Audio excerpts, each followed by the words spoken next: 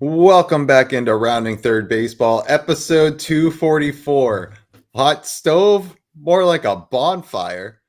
I'm Nick. We have Harrison tonight. How we doing, Harrison? Yeah, that stove caught fire and took the house with it. I mean, that was we were literally saying last night, rumors are gone quiet. Like, is anything going to happen? And then, boy, did it explode today. I mean, it was crazy. It was like nothing all day. And then from like 3:30 to 6, it was just an absolute I mean cluster. I don't have any other word. It was just bam in your face. It was announcement after announcement after announcement after announcement.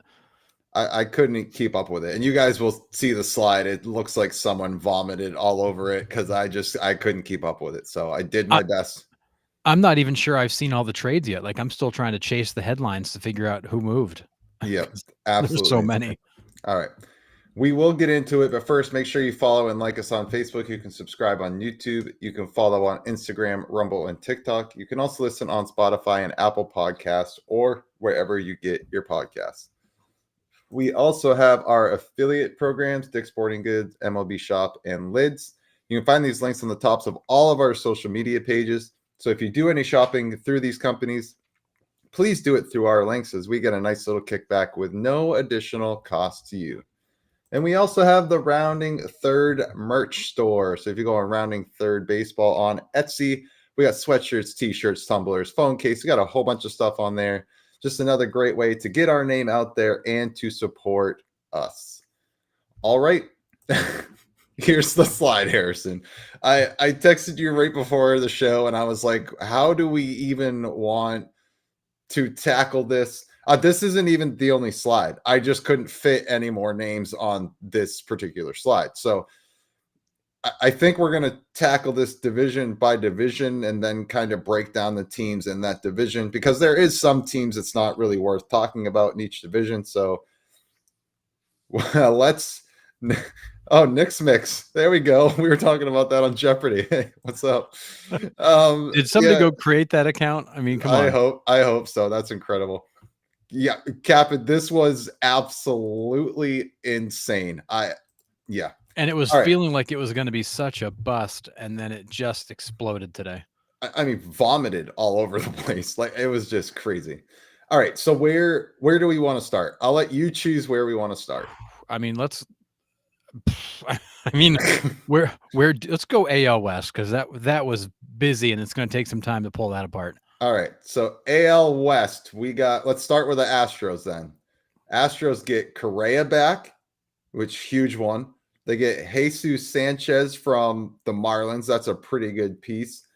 They also picked up, who else did they pick up? I think didn't they get one more? Maybe not. Maybe it's just those two. I thought they got one more. I don't know. Like I said, I could have missed one or two, but that's who I got. Correa and no, you're right. That was it. There was no pitching or no additional pitching. Yep. So, it's Michael Simpson. He just renamed his account. That's incredible. I love it. That is awesome. Capping with a shout out coming through. Yep, that's awesome. Yeah, John Carter. It's ironic we're called the Twins as there's no resemblance from yesterday to today. We'll get to the Twins, man. That was, I mean knew that boy, was did they fire sale. Got it. That was a fire sale. So yeah, what do you think about Correa going back to the Astros and picking up Jesus Sanchez? And that to me is screaming that Yordan Alvarez might not be as ready as they're thinking, maybe. Yeah, I mean, I think Correa is more in response to Paredes. Correa is going over there to play third base. I mean, they made that very clear. You're coming over to play third base. Correa had to waive his no trade to go. He spoke to the Astros, got what he wanted out of them, and said, "Sure, I'm good." So he waived his no trade clause. So he goes over there to play third base.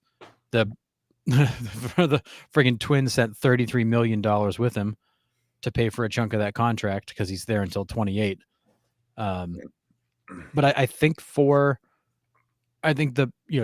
Astros know him. He knows Houston. He knows the ballpark. He knows the situation. He knows the culture, although it's changed, since the time he was there. But he's kind of just a quick plug and play. I don't think that's a bad move at all. It's with Correa, it's always a question of health. Yeah. Is he healthy right now? I'm assuming that the answer to that is yes, because he's on his way. Will he be healthy tomorrow? I don't know. That's always been the problem with Correa. Yeah. But I think the Astros have shown like they are feeling confident that they are one of the top teams in the AL. And they even said it, bringing Correa back is a big investment on our part, and we understand that, but we feel like it's important. Yep. Keep this team on a competitive platform. Yeah, he still lives in Houston. I didn't know that, so that's pretty cool. But yeah, I mean, he knows what it's like there. He spent the first chunk of his career there. Was it one of the worst free agent signings? I think it could have been. I mean, he tried to sign 2 other places before the Twins after his free agent year. So I could have been. It's up there. Yeah, and the worst part about it is the Twins did the 1-year deal with him, saw what he could do, then gave him the longer term deal, which really didn't work out. And honestly, no offense, John, but I mean, this is the right move for the Twins. Just push the reset button. Yeah. You're competitive-ish. You've got some bad contracts, some bad injury history. This is a great chance to cleanse. Yeah. But for the Astros, yeah, I think they're proving that we've got injuries and we're going to go plug those holes and we are going to keep going. So I think the Astros continue to, hold their spot as one of the American League favorites. Yeah. Texas Rangers made some moves. They got Danny Colombe. I still can't even say his last name. I'd never say it right. Yep. And then Merrill Kelly. So they get Merrill Kelly from the Diamondbacks. A couple pieces moved there that are pretty good for them. They get Phil Maton back. Back. It's like the third tour of duty with them. Yeah, I don't know. It's like an annual. It's like an annual return for him. But some bullpen and another starter in there. And say what you want about Merrill Kelly, he's nothing flashy. He's not overpowering, but he knows how to pitch, and he's going to give you consistent outings. You know what you're going to get out of Merrill Kelly. I think that's a great rental for the Rangers in a West that turned into be crazy, crazy competitive. Yeah. I struggle with the Rangers because. All right. Coulombe. Oh, thank you. I can never pronounce it right. I always butcher it. Yeah. So you got to spell it like a second grader in order for me to get it. That's exactly what we need, John. Thank you. I struggle with the Rangers because their issue has not been pitching, and you just like loaded up on pitching. Your issue is you can't score any freaking runs. Yeah. And you did nothing really to address that. And I get it. You've got guys that have been banged up that are coming back. You've got guys that are getting healthy. You've got guys that are getting hot. So you're counting on the guys that are there to be better than they were. But like, I thought they would go get a bat. Like I thought you'd see a move where you brought a bat in somewhere, and you didn't. And I think that the pitching staff is incredible, but this is like the Mariners of last year. You can't win every game 2-0, 1-0. It just doesn't work that way. No, the Rangers are playing well right now. They're scoring runs, but that's this offense. We've seen it throughout the year, even during their World Series run when they won it. Like when this offense gets hot, you can't get them out. I mean Adolis Garcia will carry you for a month if you need him. Yeah, and then Seager will. Simeon can get crazy hot. I mean, they have pieces in that lineup that can get crazy hot at any time, and the Rangers are going to ride that wave. But if you have consistent pitching, then you're going to always be in ball games. And I think that's where they're going for. They know that their offense is inconsistent, but if they can make their pitching consistent, you're going to win some games 1-0, 2-1, but you're also going to win games 13-6. You know what I mean? Because you have pitching that is that consistent. I think that's what they're going for there. Yeah, I agree. I think the Rangers took what was out there. They took what they could. I mean, pitching will always do well for you. You can never have enough of it. Michael, we will get to Taylor Rogers. So he got dealt to the Pirates and then turned around and dealt to the Cubs. That's why he's got 2 there. So yeah, didn't even get a chance to take a seat before he got sent out again. No, he was probably mid-flight, landed in Pittsburgh, and then went over to. They handed him a different ticket and said, "Get back on the plane." Yeah. All right. Let's go to the Mariners here in the West. What do we think about their new additions? I mean, they got Naylor, they got Suarez back. What do we think about the Mariners? They got Naylor, they got Suarez back. Suarez, just like Correa, it's kind of a bit of a homecoming, which sounds like he's very excited about. Cal Raleigh had a great quote about how excited he was to get him back. I think that the Mariners finally. I mean, we were screaming this last year. We were screaming at the Mariners. You've got the best pitching staff in baseball. Why will you not just go get a couple of bats? Yeah. We screamed all offseason, go get a bat. And we joked about the fact the front office was sitting at the Starbucks just hanging out. And finally they went and got some bats. Naylor and Suarez are great additions. You didn't spend a lot. The asking price for Suarez didn't turn out as high as I thought it would. And I think it's because the Diamondbacks realized that they weren't going to get it. And ultimately they wanted to get something. And I think this could be another reason here too. They have a little under the table discussion for sure. I'm with you, Michael. And I think if I'm Suarez, I'm gonna explore free agency, knowing that, I could go back. Let me see what the options are, because he might be surprised by somebody else that's out there. But the Mariners badly need anchor power bats, middle of the order guys. You got Suarez and Naylor, check. Now you got protection surrounding Cal Raleigh, check. You've now got a lineup that you can stretch, check. You've got a pitching staff that's still one of the best in baseball, check. Your bullpen is still intact. You didn't give up anybody from MLB roster for these trades. No.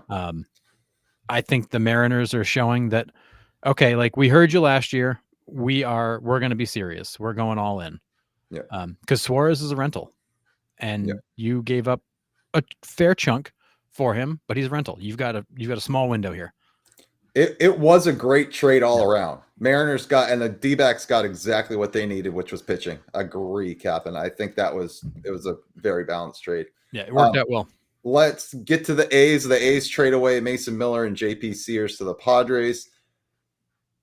But what they got in return sets the A's up for even more young studs coming up. It looks like they're building this young roster to be a core for a while. Yeah, they my first reaction was, why would you trade Mason Miller? He's still got 4 years of control. He throws 103 miles an hour. He is your bullpen anchor.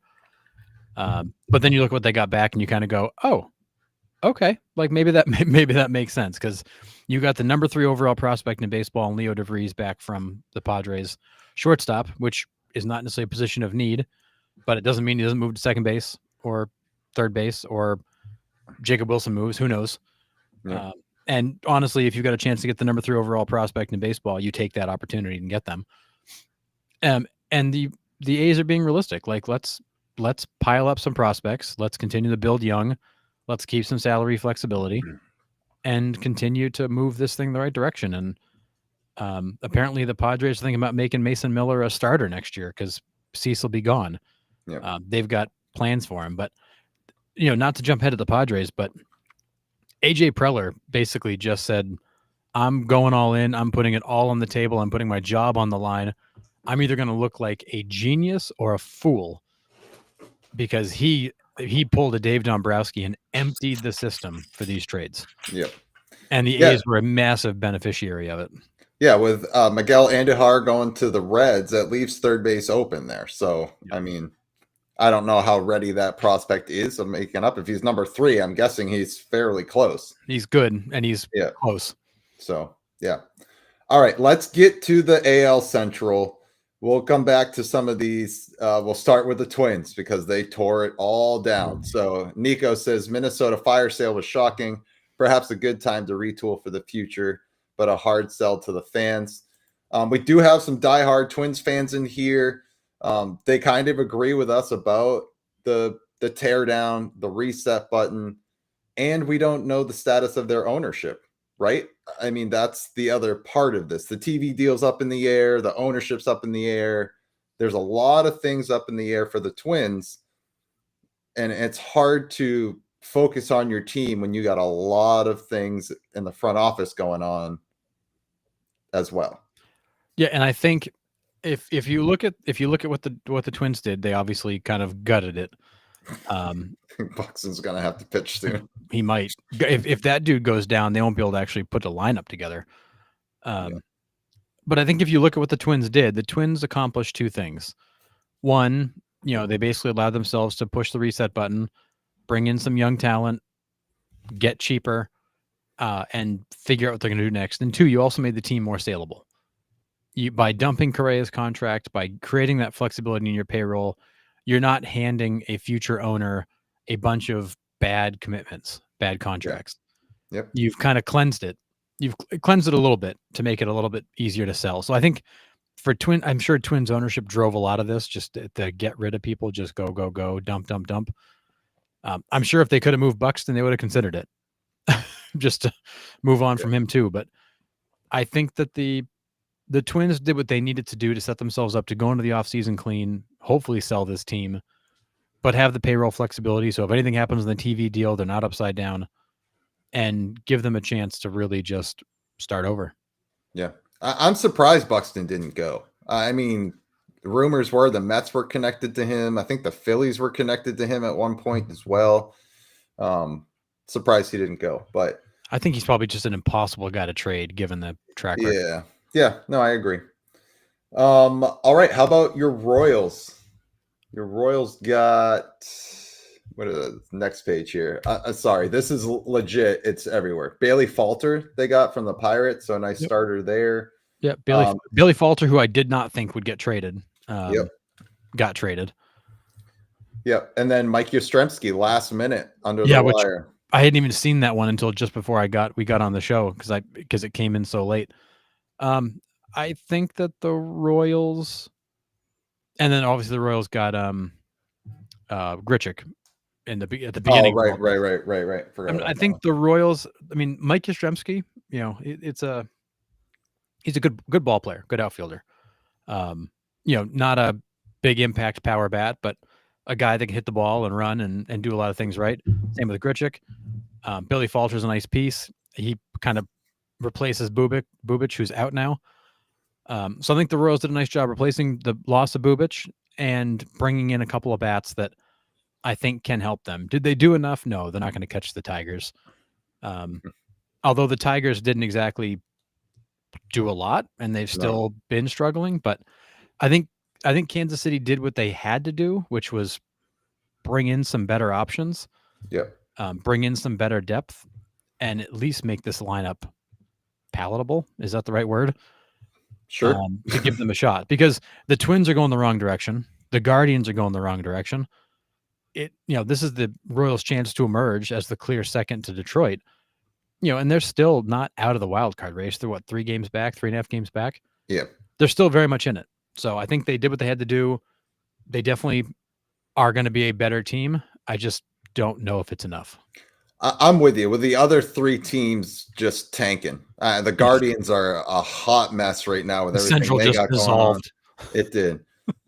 The White Sox obviously not in contention ever, and the Twins fire sailing. I think the Royals had to. They looked at it and they're like, "Hey, we got to plug these holes for sure." Yep. Going back to Buxton real quick, he will not waive the no trade clause. He wants to stay, and Nico backs that up, says he wants to stay in Minnesota. So I mean, that's fair. You got a no trade clause for that reason. Exactly. You asked for that for a reason.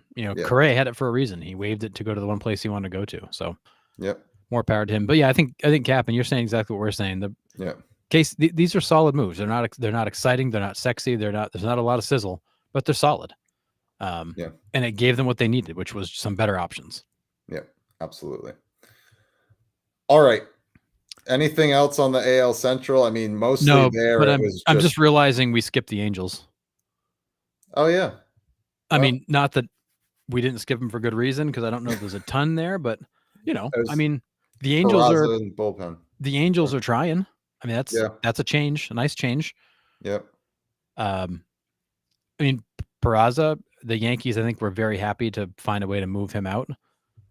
They've been trying to find a place for him for 2 seasons now, and they just couldn't find a home for him where it worked. Yeah. Chafin and Garcia certainly add to the bullpen, which has been a massive problem for them. The Angels are, they're hanging out. They're hanging around. Yeah. They're 4 games out of the wild card. They're playing decent baseball. Yeah. Oh yeah. I mean, the Tigers did get Paddock, and he had a great outing, his debut outing with the Tigers. So, I mean, yeah. I don't know. I still think the Tigers are on the loser side of the deadline. They were looking for a third baseman. They didn't get one. They've been looking for a third baseman since the offseason. So, still didn't get one. I would say yes. The Tigers would be on the loser side of the deadline equation, but they didn't have to do a lot. True. They have some holes? Yes, they do. But they're not like bleeding profusely because of them. You have seen their offense get exposed since the All-Star break. They've run into some good pitching, but I think, Finnegan, good addition. Paddock is a good addition. Again, not crazy exciting, but good pieces. And I think that again, the Tigers are one of the best teams in baseball, and it's a young core. You don't probably want to do a lot to upset that. Yeah, agree. All right, let's do it. Let's get to the AL East here. This one's not going to be fun. No, so we'll start with the Yankees. Think the Yankees did really well. Well, we were laughing about how terrible they had done up until today. Yeah, you got Jose Caballero from the Rays. I mean, have we seen the way, like, teams never used to trade in the division? Do you think with a balanced schedule, we're now going to see more teams trade within division because it doesn't, quote unquote, matter as much? Or is it only certain teams you're not going to trade with? I mean, I think the idea of not trading in your division is an older one when you had these big rivalries and your fan bases would lose their minds. I think a lot of that's gone away. I think you're just looking for the best deal, the best trade partner. Maybe you'd prefer not to trade in your division because now you got to see the guy more often, but I don't think that stops people. If there's a good deal to be had, I think they're going to take it. Yeah. I think it was the Yankees being like, hey, we want this piece or we're not going to let you use the ballpark anymore. Yeah. Hey, rent is due. A little blackmail. No, just foul. Like we get it. Like the Tigers are building depth. They didn't need a ton. Harrison said it. Harrison said they didn't need a ton to keep them at the top. They plugged the holes they needed to. So yeah, absolutely. But yeah, so the Rays end up getting Fortes. They got who's the guy from the Twins that they got? Oh, Griffin Jacks. But they gave up Taj Bradley in that deal. Yeah, but hadn't they just sent Bradley down because he was struggling? They might have. Yeah. So I think Bradley was in a bit of a funk. Probably needed a good time to give him a change of scenery. Yeah. Yeah. So back to the Yankees. Caballero is a great piece for them. They've been looking for he's a weapon. looking for that spot. And then let's get to their bullpen because they add David Bednar, they get Jake Bird, and then Camilo Duvall. So they got 4 closers now in the back of that bullpen. Starters just need to pretty much get them to the 5th, maybe 6th if they're lucky, and then it's lights out. Yeah, the Yankees 100% were focused on building this, or their trade deadline strategy was all about building this team for October. Yeah. They want to turn these games into 5 and 6 inning games by stacking the back end of that bullpen. They brought in Caballero for speed, so they've got a guy late in the game who can come in and steal. I mean, Ryne McMahon, solid defense, and McMahon has been really good since getting there. Yep. But now you've given Aaron Boone all kinds of great bullpen options, so hopefully even he can't screw it up. And you've now got a speed option. You've cleaned up your third base defense, which was a hot mess.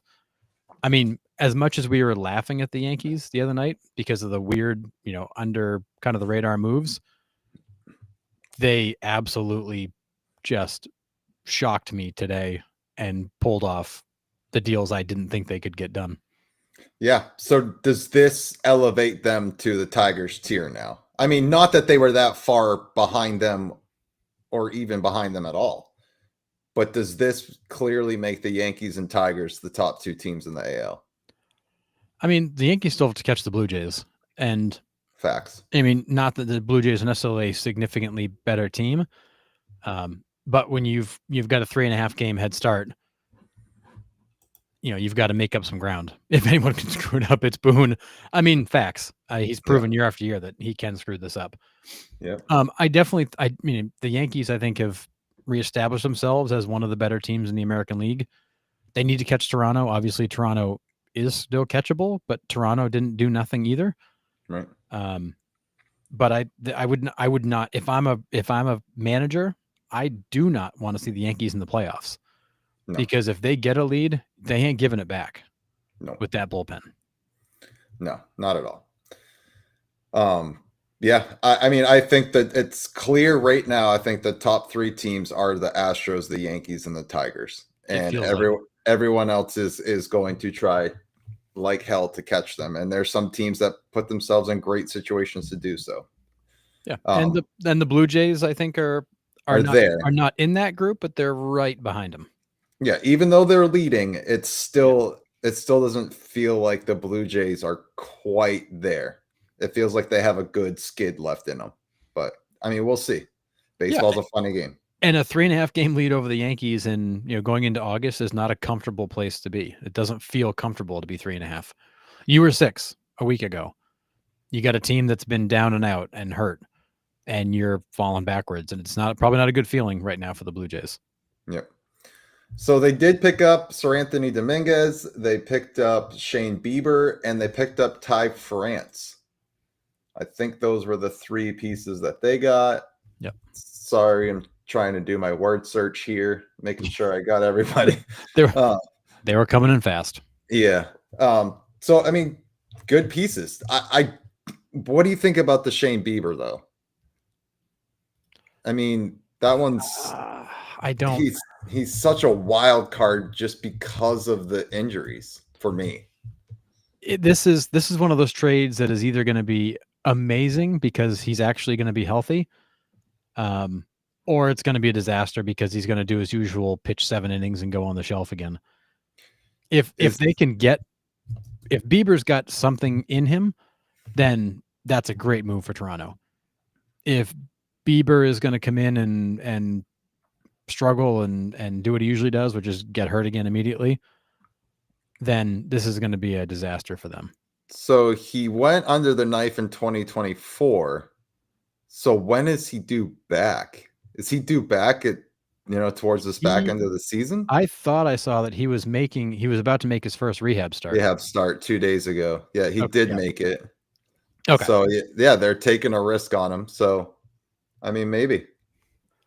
I mean, his stuff is legit. It's just a matter of, are you getting 100% of Shane Bieber? Yeah, and this is a good point. Yeah. Just foul Bieber in the East. It's not going to do well. It's going to be tough. So Captain said, 3 AAA starts for sure. He should have pitched the Derby. That's awesome. Yeah, I mean, yeah. Again, yeah, this I stuff agree. Is legit. Yeah, when he's right, he's nasty. But it's a high risk, high reward, depending on what you're paying. Yeah, I don't know if the Guardians sent money with him or what the details of that are, but I mean, maybe it's a low risk, high reward. I don't know, but we will see there. Yeah, and another comment back in the chat that we totally missed with Minnesota, and I said it before the show. James Outman going to Minnesota. This poor guy. I mean, he came up with the Dodgers, had a really good start, then he just kind of disappeared. They sent him down because he was struggling. He really never came back. Then they went out and signed Conforto and blocked his path back. Conforto's been a disaster. They still didn't put him in. I don't know what happened to Outman in LA, but he was going to be the next big thing, and then they just kind of disappeared him. I think it's great to free him from that organization and put him somewhere where he's going to play because, as you can see with the Minnesota roster, there's plenty of openings.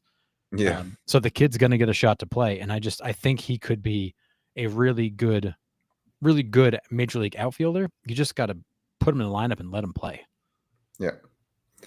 Chad says high risk, high reward for a team that hasn't won since the early 90s. Yeah. Do like the chance they're taking. And I mean, that's fair. This is this is the Blue Jays continuing to be bold. They weren't going to go get kind of a top tier starting pitcher because really there weren't any out there. There was a lot of guys that are, pretty good. There's a lot of guys that are in that, kind of maybe a 2-3 starter range. Bieber's got ace stuff when he's healthy. I think they're trying to be bold. Yeah. The Sir Anthony Dominguez trade it's a good one for them to get a power arm in that bullpen. He's had his own problems, but getting him into a new situation, back into a winning ball club, Bieber, if he's healthy, I don't hate what they did.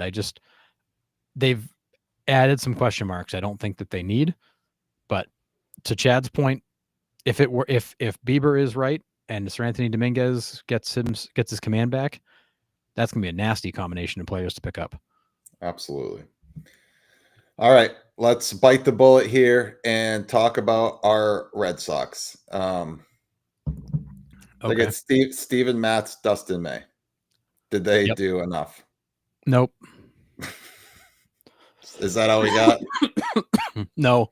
I mean, Steven Matz, a good middle reliever. That was a big hole for the Red Sox. Is a middle reliever going to change the outcome of your season? No.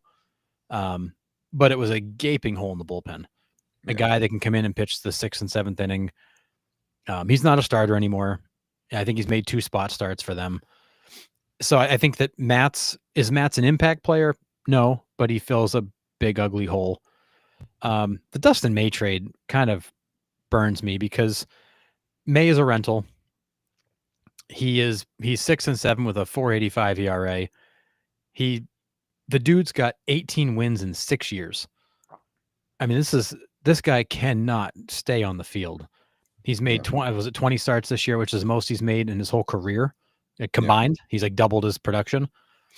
And he's not been good. I mean, he's been an average to below average pitcher all year. I mean, and even when the Dodgers pitching staff was like completely depleted and gone, he was still pitching at the back end of that rotation. He's nothing more than a depth piece. What burns me about this is that you traded away Tibbs, who was the Giants' number 5 overall prospect, who is a high ceiling outfield prospect. You traded Tibbs away for Dustin May, who's a rental, who's maybe gets you a couple of wins down the stretch. I would rather have seen you just not make the trade and keep Tibbs than make this half-hearted trade and get rid of a high-ranking prospect. I get it. Prospects are prospects, and maybe they don't work out.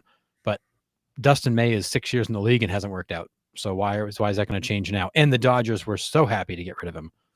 I mean, the comments on X were hilarious about how the Dodgers fleeced the Red Sox in this deal and they stole the top prospect for basically trash.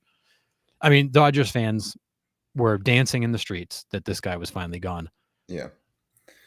Yeah, for me, I mean, the outfield's a logjam for the Red Sox still. They didn't want to get rid of Jarren Duran. I'm glad they didn't. Yes, thank you. I didn't want to see that. No, and not for Dylan Cease. For what Dylan Cease could bring to you, like, yes, I like his talent. Again, a guy when he's on, he's filthy. But again, he's only a rental. Duran is not a rental. Like no. It's what just wasn't a good trade. I would have liked to see them. He may or may not work out. Yeah. Nice Kevin. I'm not crazy about these moves, but they do make the Red Sox a tiny bit better. Not much better. I still don't think they go to the series. I don't even think they make the playoffs, maybe. I mean, they're right on the cusp. They could. The offense is good. The offense is really good. They can score runs. They can. And you're just banking on Giolito, finding it. He's had some solid starts the last few outings. You got Crochet in there. I mean, maybe May can get you. If he's just a 500 pitcher, I think I'm okay with that. Yeah, I mean, maybe, it's what, August, September, he's going to make probably 7 or 8 starts for you. Yeah. If you get 3 or 4 wins out of him, yeah, I mean, that's better than nothing. But Red Sox fans literally just watched Dustin May pitch in Boston. He gave up 4 over 5 innings. He wasn't sharp. He had 5 Ks, but the Red Sox strike out a ton. Yeah. And I continually go back to, does Craig Breslow know what he's doing? Or does he just not have the freedom to do much? Yeah. Because again, like, you traded away a high ceiling prospect for a guy in Dustin May that makes probably 0 impact. Honestly, I think Steven Matz is the better get because he actually fills a hole. Like, he solves a problem for you by giving you a viable left-handed reliever in the middle of that bullpen. Yeah. I think he's the better piece than Dustin May. Now, maybe Dustin May comes out and shoves and goes, 6-2 down the stretch. And it's like, oh my God, he's amazing. But we haven't seen that guy in 5 years. Yeah. He certainly hasn't shown up this year. And Red Sox fans are literally just watched him at Fenway Park. not pitch terribly well. Yeah. But I mean, maybe like some of these guys, change of scenery does do them good. So we can hope, but that's what Red Sox, nation has been doing for a while here, is just hoping. Nico, I literally sent this message to Harrison earlier. He did these moves, to me, seems like he just made them so Alex Cora wouldn't come yell at him in the office. Because the last couple trade deadlines, that's exactly what Alex Cora has done. He's marched his butt right up to the front office and he has given it to the general manager, being like, why aren't we trying to get better at the trade deadline? So I'm with you 1,000%. I think you hit the nail right on the head, Nico. Yep. But it's exactly what Breslow did with these two moves. It was just to say, hey, I did something. Yeah, it was to tell Alex Cora and the fan base, hey, look, we're trying.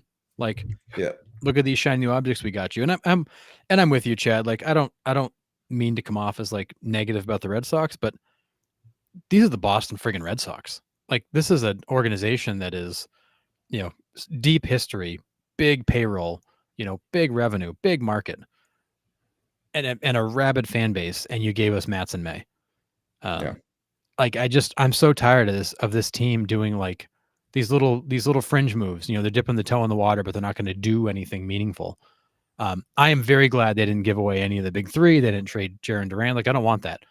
I would rather have seen them do nothing than insult us by doing these half-hearted moves. Like, don't piss on our leg and tell us it's raining. Like, we know the difference. Yeah. But with the logjam, like I said, in the outfield, was there anybody that you would have dealt away for anybody that got moved? I would have been happy to see you include Tibbs in a deal for, a lot of these guys on the board. I would have rather seen a JP Sears or a Duran or, go down the list. Like, I would have been happy to see a guy like Tibbs go for somebody, Merrill Kelly, who apparently the Red Sox were in on, the infamous in on. In on everybody. And then all of a sudden they weren't. And Merrill Kelly comes to you. I'm pretty sure he has one more year of control after this, but I would have been happy to see many other players, come here in a package like that. Dustin May, I feel like, is the Red Sox kind of settling for what they could get cheap, but they didn't pay cheap. And that's why Dodgers fans are so happy. Tibbs is a very high ceiling young outfielder. And that's one thing they're going to need is outfielders, because as they've seen, Teoscar's got a few more years there. Conforto's been a disaster. Outman just got shoved out the door. They're going to need outfielders. So we just gave the Dodgers one of the exact puzzle pieces they need to maintain relevancy, and we took their trash. Yeah. Onto the Red Sox to complete the Duran group. Duran, or however you say it. Yeah, that would have been awesome. I mean, but could you imagine, we were hoping to see Liam Hendrickson kind of be the two-headed monster with Chapman, which hasn't worked, but you have one of these other guys be the two-headed monster. I mean, would have added some significant legitimacy to the bullpen. But I mean, not to belabor the Red Sox, it's another disappointing deadline. It's more half-hearted work out of the front office. Breslow continues to not impress me. The way he structures deals, the way he manages the roster, the way he makes trades. I don't think he's a very competent GM or chief baseball officer, or whatever the hell they call him. And he just continues to get fleeced by the league. Yeah. There was plenty of bullpen arms out there to make something happen to shore up the back end of that bullpen. Chapman's had a ridiculous year. I am not ragging on that guy at all. He has been lights out. Thank God for that. But you add a Helsley, you add a Duran, I'd even take one of the Rogers at this point. I mean, something to shore up the back end of that bullpen to make sure we don't lose games in the bottom of the ninth inning after an hour and a half rain delay. Garbage. Yeah. I think, you know what I mean? Like, something we could have made a move there. We could have shored something up. And we said it going in. They needed pitching. Nothing on the offensive side. Don't touch the offense. No, don't mess with it. We don't need to. I mean, night after night, they're putting up 5-6 runs. I mean, offense is not the issue. Right. And John Carter, you're 100% right. Slayton, when he comes back healthy, because again, like he was going to be the guy in the middle, and he's been out. Steven Matz at least he plugs that hole for now. Slayton's got incredible stuff. Yeah. His command it comes and it goes, but he was going to be that guy we thought would kind of fill that hole in the middle, and he hasn't been available. So, that's where a guy like a Kyle Finnegan, the Rogers, I mean, all the guys just listed, like those are valuable pieces. Yeah. Well, I mean, the Phillies stole Duran. I mean, like They did. I agree, but I mean, the rest of the league could have stole anybody off that Twins roster because they were like, "Here, do you want them? Take them." Like, you don't even have to give us anything back. Just take them. Yeah. Well, that's Dombrowski, who is super aggressive at the trade deadline every year. Like that is what he does. Yep.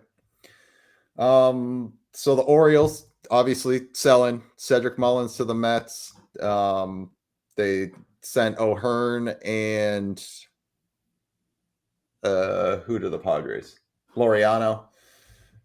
So I mean, what are the Orioles doing there? I mean, I think they're doing what we thought they would do, which is moving the pieces you can move. That Mullins was on his way out. O'Hearn, brought back some value. I expected the Orioles to do more, and like I expected to see Eflin, and I expected to see more guys move, and maybe they couldn't, maybe they decided not to. But I mean, the Orioles are done. They know they're done. This season's been a total wash. And now they've got their own internal problems of, there's the debate about Adley Rutschman. Is he really the guy anymore? They've got their own set of problems to figure out. And I think cleaning out the low hanging fruit is good, but they're not done yet. Like they have some serious housekeeping to do. Yeah. Yeah. Nico, you're right. They sold the right pieces, received a great return from San Diego. Yeah. Reloading the farm for sure. Yeah. San Diego was just throwing prospects around like they were Tic Tacs. That was crazy. I mean, I saw that list and I was like, wow. Yeah. And when we get to them, I've got the list. It'll blow your mind. Yeah. All right. Let's stay in the East, but move to the NL here. We'll start with the Mets. They get Helsley. They get Mullins. They get Rogers. One of the Rogers twins. They get the righty one. Yes, they get the righty submarine one. Yes. I get them mixed up all the time. I do it all the time. And then I think that was it. Yes. But you put Rogers, Helsley, and Diaz in the 7th, 8th, and 9th.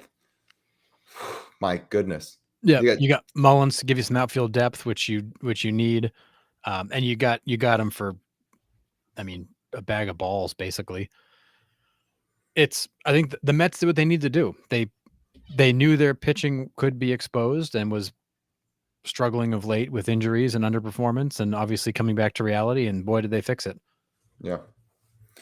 Now they just got to hit. That offense has got to perform. You cannot have guys like Frankie Lindor go through these huge slumps. They've got to just hit. I think adding new guys, especially these guys, to your clubhouse is going to do nothing but spark that clubhouse to start hitting. It's definitely a boost of confidence that Cohen, who basically said, like, we don't have a lot of flexibility to spend a bunch of money, just went and spent a bunch of money. Yeah. And was happy to do it. So I think your owner gave you a huge vote of confidence that, he's in. So let's go do this. Yep.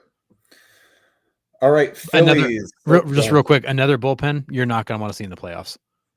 No. Because they're going to shorten games. Yeah, they're identical twins, Brian. One throws lefty, one throws righty. One's a submarine from the right side. So. Yeah, and he's got nasty stuff. Yeah. Yeah, and somehow can still get it up to like 88 miles an hour, like being down that low. It's crazy. Bizarre. Yeah. Doesn't seem right. All right, Phillies. So they got Yohan Duran, who we talked about earlier. They got Bader. Is that it? Oh, no. Matt Manning. Yep. Say there's a third, I thought. Yeah, Matt Manning. So shirt up their pitching. Yeah, the Phillies have needed some outfield depth and a bat, and Harrison Bader, when he's healthy, can be that. I mean, Bader is a sneaky good hitter. He just can't stay on the field. Again, he was part of the fire sale, so they got him for free, pretty much. It was, they probably sent him with a bag of cash. And obviously Duran it's silly to have that combination at the back of your bullpen. So, I think they did well. I mean, they the areas of obvious need they fixed. Yeah. I think the Mets did more to shore up their issues. I think the Phillies did what they had to. And I still believe this race is a boxing match. It's just blow for blow till the end of the season. Yeah. Do we even want to talk about the Nationals, Braves, or Marlins at this point? Who? Wait, Yeah. were they involved in this? Like, I wasn't sure. I mean, the Braves were like weirdly active, but it was just to pick up pieces because they have injury holes. Yeah, like, when Fetty's one of your pickups, you're in tough shape. Yeah. No, I think we can skip the rest of the NL East because there's not much to go over there. Yeah, it's just Nick Fortes sent to the Rays. That was really, I think, the only action out of those three. Yeah, and then I believe Fetty and was it Kinley? Who else went to the Braves? Sanchez, Jesus Sanchez. Oh no, to the Braves. To the Braves. Is one of the player, I thought. That might have been. I don't know. I think checked out of the Braves. I'm going to be I think more interestingly with the Braves is that Murphy didn't move, Ozuna didn't move. Yeah, some of the players that they were dangling out there, Michael Harris didn't move.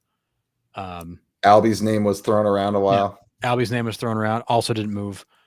Yeah, I can't tell if the Braves think that they are just going to run it back next year and have better results, or if they couldn't find trade partners for these guys or what. But I know they badly wanted to move Murphy, and they wanted to move Ozuna. Granted, Ozuna was walking like an old man right now. Yeah. I don't know. I was more surprised that they did less in terms of shipping guys out. Same. I mean, I think they're hard.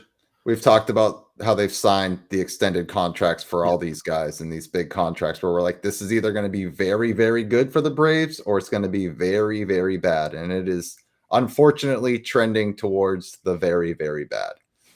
I mean, thankfully the contracts they signed are all kind of market value or below, so they would be tradable deals, but you've locked yourself in long-term to Michael Harris, who's been a pretty big disappointment. Yeah. You've locked yourself for 4 more years into Sean Murphy, who's not the same guy. You've got some bad contracts you got to get rid of. Yeah. Which comes with that. Like, that's the risk you're taking, and that's the risk you're taking. But yeah, I mean, for as much credit as we've given Alex Anthopoulos for being bold and signing these guys early and locking up the core, you take the risk of, if you saw a guy's best year and then you gave him the contract, you've got to live with what comes after. Yeah. And it may not be good. And Captain, you're 100%. I mean, I couldn't believe anybody was even talking about Ozuna with a busted hip where he can't even like turn into a ball. He's got no power. And he's possibly, I'm not saying he is, but he's possibly an off the field issue as well. Right. Like, he's got a lot of that baggage as well. But yeah. All right. Let's get to the NL Central here. We'll start at the top with the Cubs. I think Willie Castro's a great pickup for the Cubs there. Yeah, kind of a sneaky one. Yeah, he's very underrated. I love his game. Taylor Rogers, so he's the lefty. We just talked about Tyler, and I'm already confused. Yeah. Yeah, he's the lefty, and I think that's it for them. But yeah, Taylor Rogers got traded to the Pirates and then turned around and goes right to Chicago. So they weren't crazy active at the deadline. I think they could have done more, but they didn't. How are your feelings with the Cubs there? I mean, I think I like the moves they made. I think Rogers is a good add into that bullpen. I think Willie Castro provides them a lot of depth and flexibility. Yeah. And I think the Cubs are in a spot where they didn't have to do a lot. I'm still not a believer that the Brewers are going to necessarily be there in the end, neck and neck with the Cubs. They do have a tough schedule coming. The Cubs do not.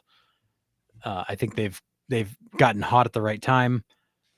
I don't think they're going to go away, but I don't think they're going to, I think they finished behind the Cubs by a few games, but I think the Cubs did what they had to do, but they weren't going to go any crazier than that. Yeah. And it's the way that organization's always been. Ricketts is not going to go nuts. And Jed Hoyer, Brian wants Hoyer's head on a platter. Jed has proven time and time again he is a Theo disciple. He's out for value. He's shopping for value, and if he doesn't see the value, then he's not going to do it. And I think he found the value that he could find, added the pieces that he knew he needed, and I think he's showing his confidence in that core to say, I filled the holes. Now you guys go get it done. Yeah, I think the Brewers were in on the Suarez, and obviously the Mariners gave the Diamondbacks what they wanted, which was pitching. I don't know what the Cubs and the Brewers were going to offer the Diamondbacks for Suarez, but losing that sweepstakes, then you're just like, all right, like now let's focus on what we actually need. Not saying they don't need a third baseman, but right. Like let's go to plan B here since Suarez didn't come. Yeah. And at the same time, like the Cubs haven't been dying at third base. Like it hasn't been so bad. Right. An upgrade would have been nice, but like you have been seeing better performance out of guys like Bush. So like you're seeing it come around. And who's the young kid they got over there? Bush. I'm blanking on his name. No, it's not Bush. He's going to be rookie. Why am I blanking on his name? He's a rookie. Is it Matt? No. He started as a rookie in Japan. He was like the next best thing. Shaw. Thank you. Okay, yes. Yeah. My God. Yeah, they've been plugging a couple of guys in there. Yeah, that's Shaw. Thank you. I blanking. Sorry, a lot of names flying around my head today. I'm spent. So I'm tired. So I mean, it wasn't a glaring hole, but yeah, like Brian said, just now started hitting. Like they're beginning to get some production out of third base. They've moved people around, but they're not. It's not terrible. It's not great. Yeah. But that lineup is good enough to absorb it. Exactly. Yeah, absolutely. Yeah, West Philly. Thanks for Duran. Yep. I agree. Yeah, we talked about that a little bit ago for sure. But yeah, the Cubs lineup's going to be good. It's going to be good. They're going to be there. I like what they did. I mean, again, they didn't, and Vidal Brujan's been not great for them. That's a fact. I mean, I guess, but what was the expectation? He was a high prospect with the Rays, and then he went in was it with Paredes? I think when is he part of that package? I think he was part of that package, and then Paredes ended up getting turned around and sent to Houston. I didn't think he had much of a very high ceiling on him. Yeah, and obviously the performance has shown that maybe he didn't actually have a high ceiling on him, but like I didn't think much of him in that trade. I thought he was kind of like a tag along. Yeah. So Brewers. John Cena. I think the Giants would be happy to give you Devers. Devers has been trash since he got there. Yeah. The Giants are the worst team in baseball since he arrived, and he has done nothing. I think the Giants would happily deliver Rafael Devers anywhere right now. Although he hit that ball off the dirt in Atlanta the other day for a home run. That was crazy. Yeah. But all right, Brewers. Danny Jansen. Yay. Oh, wait. And Shelby Miller in the back end of the ball. And then the Diamondbacks were like, well, if you want Shelby Miller, you also have to take Jordan Montgomery. Shelby Miller actually has been pretty decent closer for the Diamondbacks, when they've been in that position to close. He's kind of picked up that role from Justin Martinez. So he's actually done all right. Jordan Montgomery's out with Tommy John, so not sure when he's going to come back. If anything, it's just kind of a throw-in deal there. But Brewers, to me, didn't do anything. I'm with you, Harrison. I think that they're just going to exist and hope to compete and be there, and then lose in the first round of the playoffs again. So, yeah, I think that's the MO. Yeah. I don't think that I worry about the young players being able to keep it up. They've got a tough schedule coming. They didn't do a lot here at the deadline. The Jordan Montgomery thing is a weird one. It has to just be a throw-in. There's no other way to explain that one, I don't think. No, and you could never explain that. Nobody would ever believe you. Yeah. I think Chad, so I'm surprised that Brewers didn't do more. I'm with you as well. I know they don't have a lot of payroll, like you said. And I think they were in on Gino Suarez as well. And then when they lose that, then, there's like, all right, let's pivot and get a backup catcher. That's it. Yeah, why Brewers not? are just happy to be here. Yeah, exactly. Yeah, why not? Yeah, I mean, I think it's ultimately going to be the Brewers and the Cubs, but let's not sleep on this next team that we're going to talk about, the Cincinnati Reds. They made some moves that they needed to for sure. I don't know where I put them. Miguel Andujar is here. They got, who else am I blanking on? I can't find him. I don't even think I have him on this Go list. back. I got Miguel I know, Andujar. Rays. They made a couple other moves too, I thought.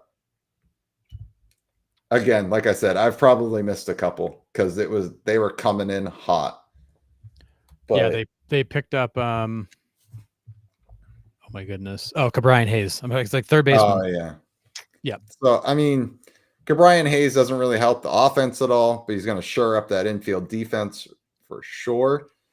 But you're picking up Andujar. He's also a third baseman. Well, playing third in Sacramento. Yeah, I don't think he is necessarily a third base. I think that's just where he was playing. Yeah. And I think he's a guy with position flexibility. You also got Zach Littell. Yes, from that's the the one I Rays. was thinking of. That's a big move. I think Littell is going to be a nice addition for them.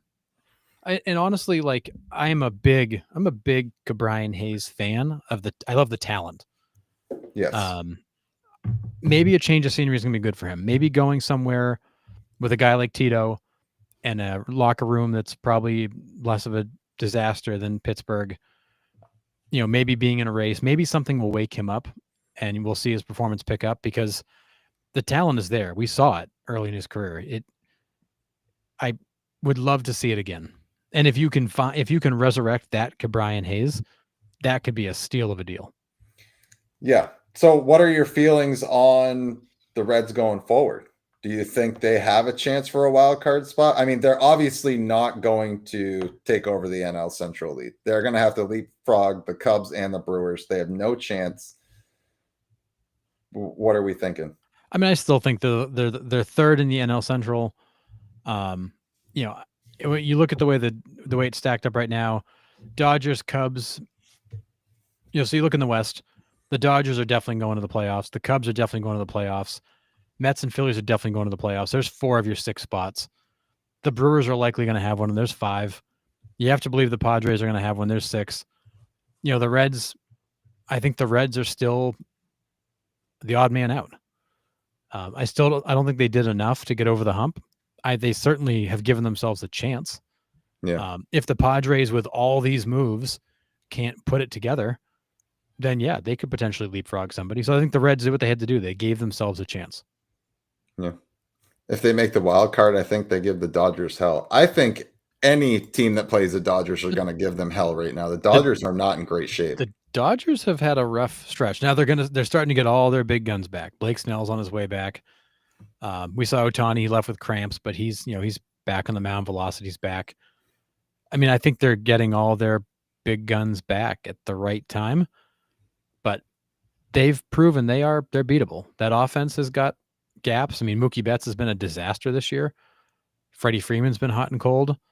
The outfield, other than Pages, has been very inconsistent. I mean, Conforto's a black hole. They have their problems. Yeah. So then we got the Cardinals and the Pirates. So Gino just struck out in his first at bat with the Mariners. Exactly what the Mariners didn't want. They didn't want the strikeouts. That's why they let him go. Good. It's his first at bat. He's fine. Oh, and he's trying to hit the thing 1,000 feet in his first at bat. Yep. So Cardinals, they didn't do anything. They sold a couple pieces away. You got Helsley leaving. So Cardinals kind of content with where they are. Like we thought they could go either way. Because they got a new GM coming in. We thought they could either full fire sale like the Twins to set up the new GM, or to just kind of let it roll out, or go for broke. And I think, the last few weeks they haven't been playing as well as they had been. So it kind of was like, well, let's just kind of let it roll how we got. So Yeah, and I'm honestly, I think the Cardinals, the team I'm most disappointed in at the deadline. I mean, Red Sox, obviously, I'm disappointed in, but I think I'm most disappointed in the Cardinals because Mozeliak is on. This is his last season. This was his chance to go out, kind of on his terms. Do you want to go for it? Do you want to sell and rebuild and give Heim Bloom a blank slate? And you did nothing. You did none of it. right. You didn't pick a path. You went right down the middle. You traded Steven Matz and one other kind of. Helsley. Oh, that's right, Helsley. You traded Matz and Helsley. Matz is not a big name. Helsley's a guy that I think everybody thought would go. But like, this is your chance to move Arenado out and get rid of that contract. This, hopefully bring back some prospects. Like, this was your chance to go and either make a run or set the stage for next year, and you did nothing. You did neither of those two things. And it makes Mozeliak look weak on the way out to have not had a plan. Yep. So the Pirates obviously sell. I was lucky enough to see them on Sunday. That was pretty cool. See a Skeen start in person. That was, oh my God, man. He's even more filthier in person, if that's even possible. It's crazy watching him live. Well, I don't think people appreciate like the movement and the velocity until you see it live. Like that TV doesn't do it justice. And it's effortless. It doesn't even look like he's throwing triple digits. That's what's more disgusting about it. Like it's no effort. And he's like, 103. Easy cheese. Yeah, 89-mile-an-hour slider just to buckle your knees. Yeah, it's crazy. But yeah, so they get Taylor Rogers, they ship him out. They get rid of David Bednar. They get rid of Brian Hayes. So I mean, not full sell, but Pirates were active at the deadline, so there's that. Oh, they were doing what they were doing. You're getting rid of all the guys that are good that you can't afford to keep. Yeah, that's what they do. Pirates they're exactly. They're just sharing the love with the rest of the league. Yeah. So, all right. NL West. We'll start with Diamondbacks. Really have nothing to talk about there except for who they sold, and that was just Kelly and Gino. Gallen ends up staying. They sent out Shelby Miller, Jordan Montgomery, and that's that. Yeah, not a lot to talk about there. No. Colorado Rockies, active as always. Oh wait, never mind. Yeah, they got rid of McMahon. McMahon, that was it. So Giants, again, nothing there. I mean, they're pretty much cashing it in. Yeah, they're cashing it in. Duvall went. I'm getting the sense that Posey is not waving the white flag, but realizing that they ain't got it. Yeah. And I think he saw an opportunity to get something for Duvall. The Yankees were desperate for arms. Took their chances. And it's absolutely wild. We're sitting here at the beginning of the season this was going to be the best race in baseball. This NL West was shaping up to be ridiculous. And now it's a two-man race. Every time you think you got something, you don't. Because, here the Giants get off to that crazy good start. The Padres, crazy good start. Dodgers, good start. Diamondbacks right on their heels. Diamondbacks fall apart. Giants fall apart. The Giants are now trading off pieces. Yastrzemski goes. Duvall goes. They brought in Devers, which has been a disaster. Yeah. It's bad. And then you've got the Padres who went nuts. I think trying to show that fan base that we're going to go for it. Yeah. Because the Dodgers are gettable. Yep. Yeah. Mitch Keller was another name that was thrown around a lot from the Pirates.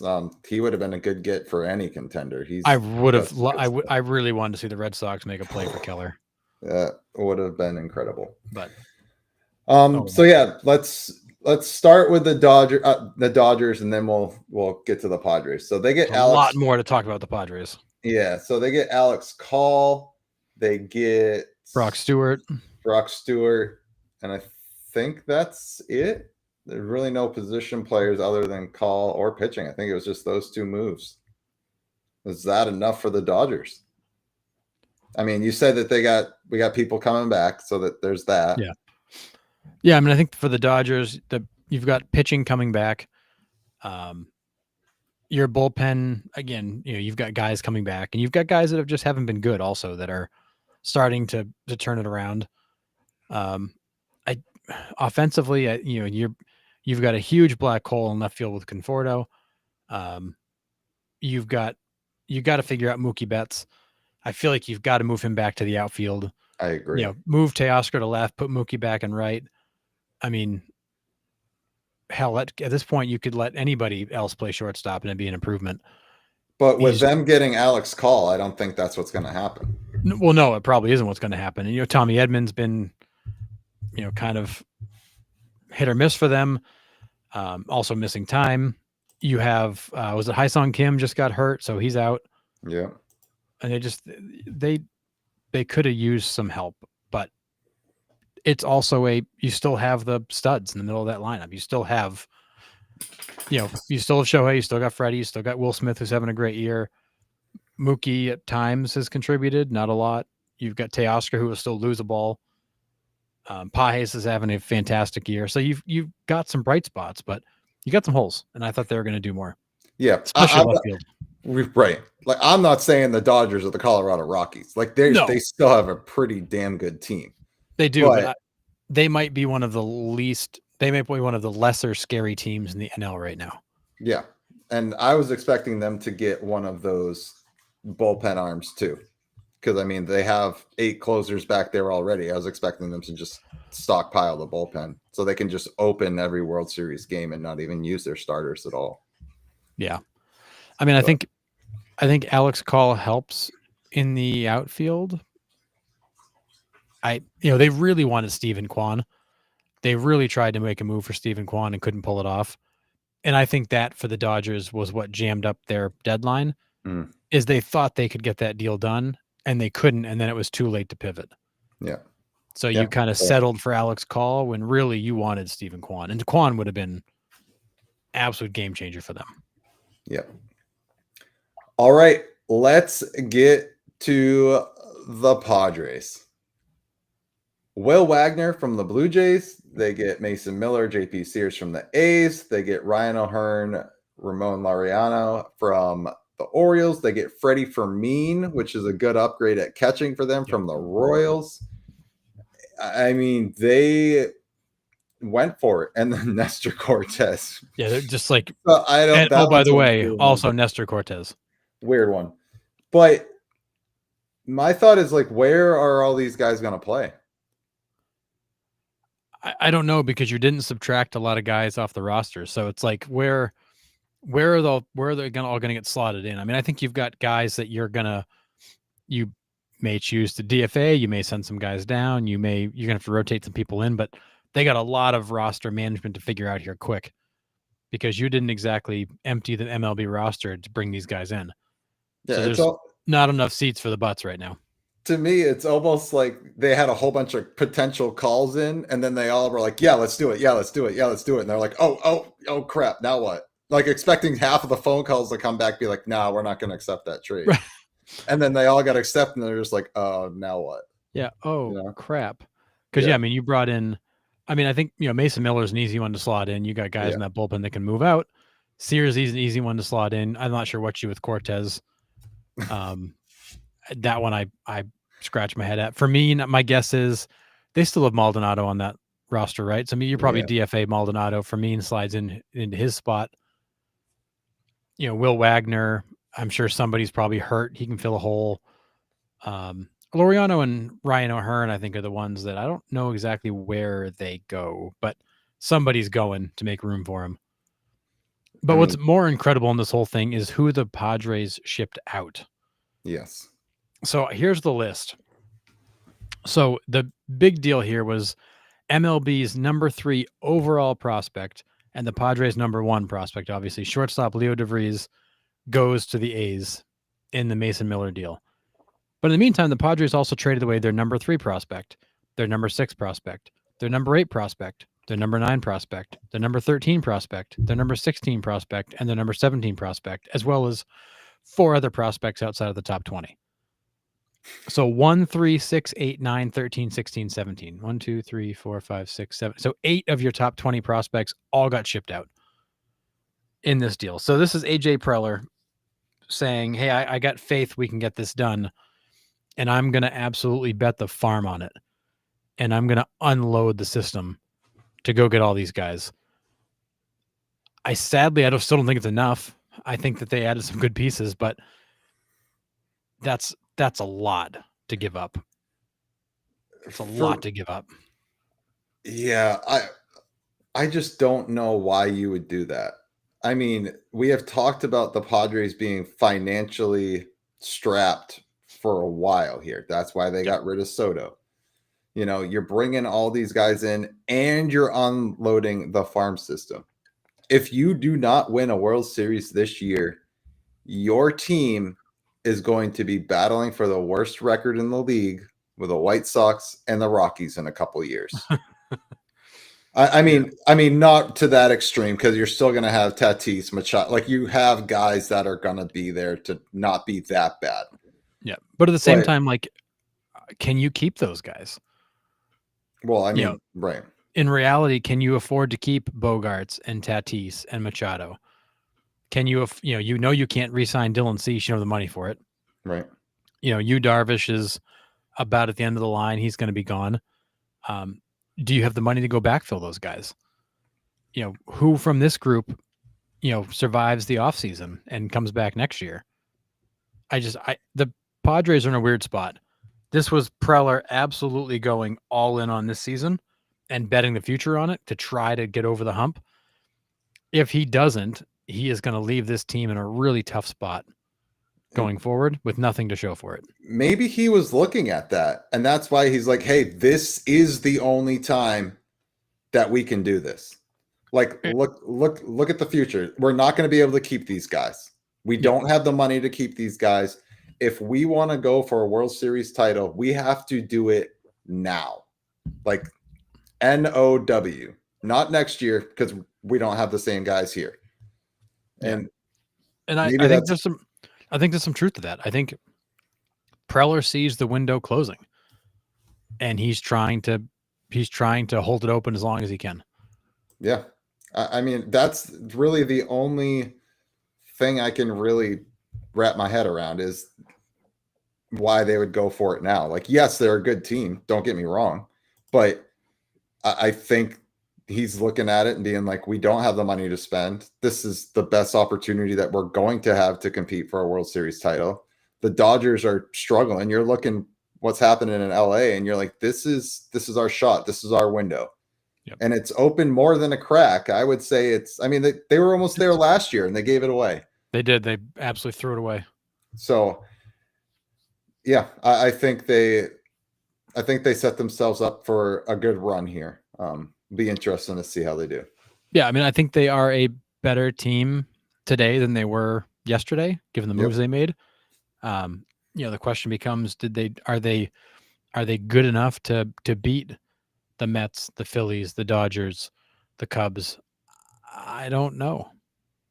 No, it's going to be a gauntlet. I think whoever comes out of the NL again is going to win the World Series, because the World Series, I think, this year is in the NL. Like, the 2-3 best teams are in the NL. Like, not trying to take anything away from the Tigers or the Yankees or the Astros, but I mean, I would say the Cubs, the Padres, and the Brewers are probably your top 3 teams right now. The way they're playing.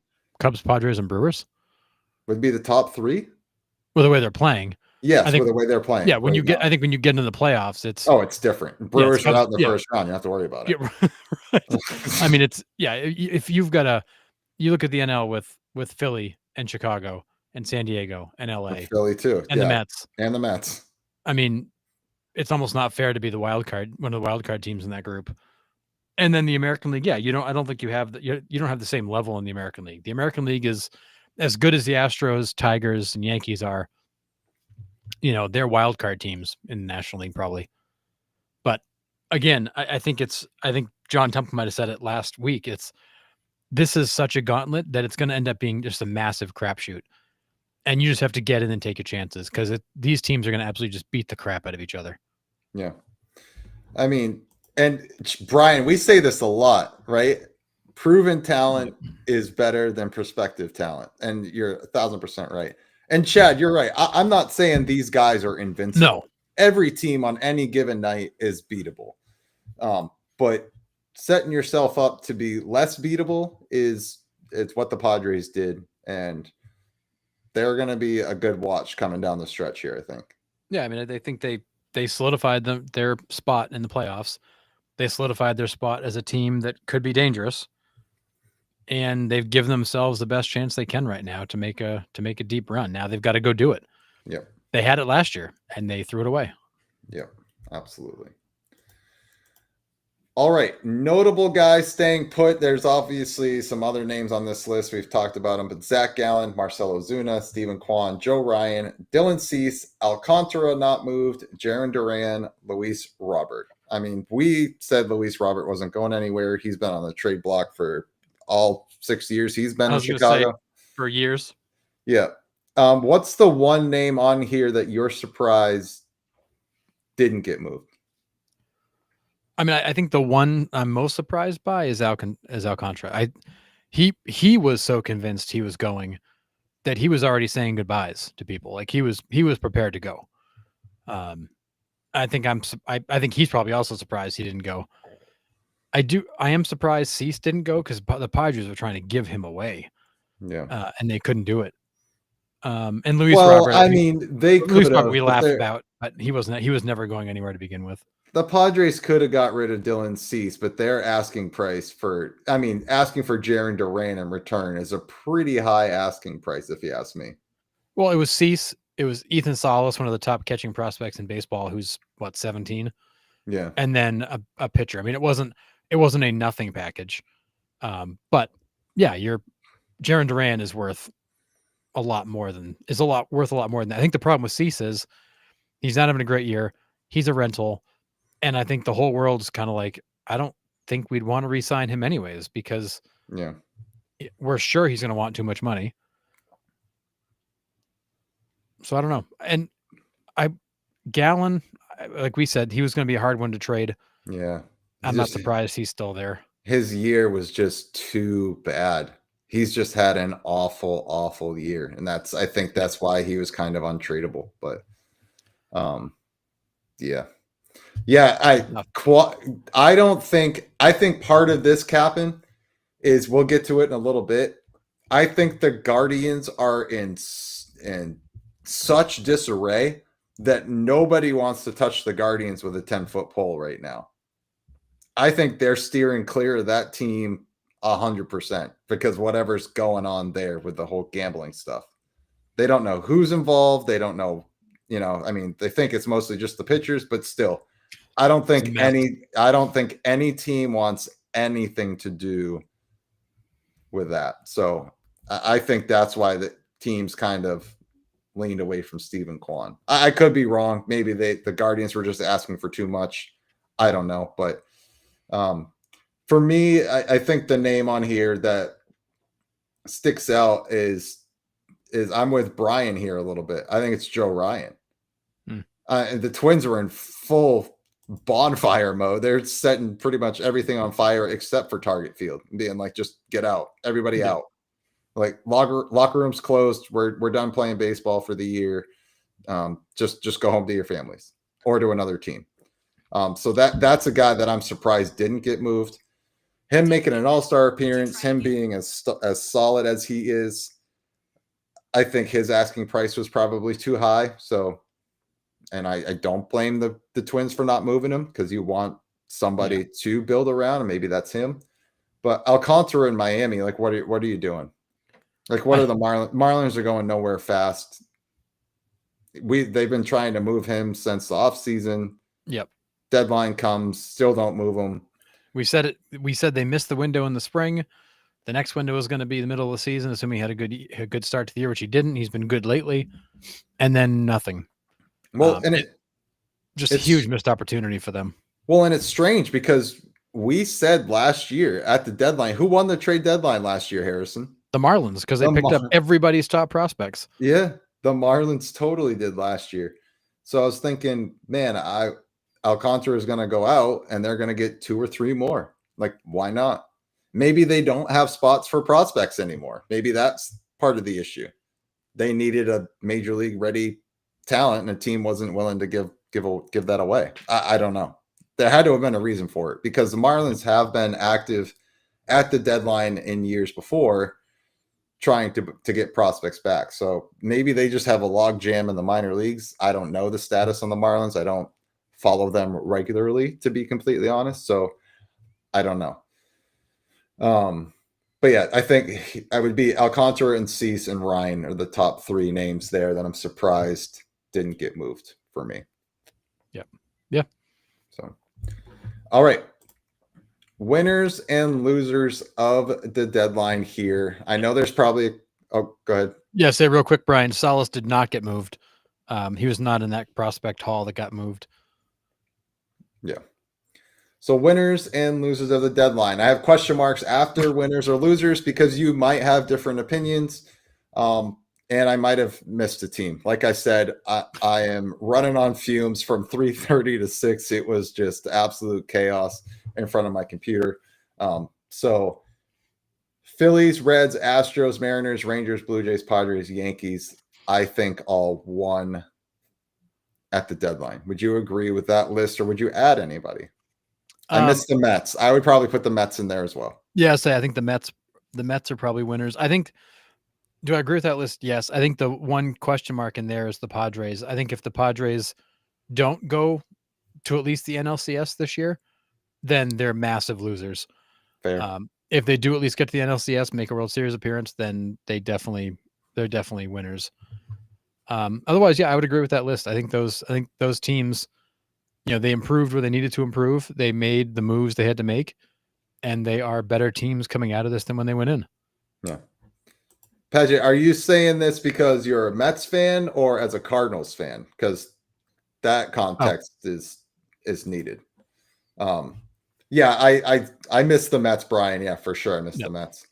I didn't see the Cubs as losers, not winners necessarily, but that doesn't make them losers, and that's fair, Chad. That's a fair point. Willie Castro is a great get. I said that when we went through the NL Central. That's a sneaky good move. Yes, I really like that.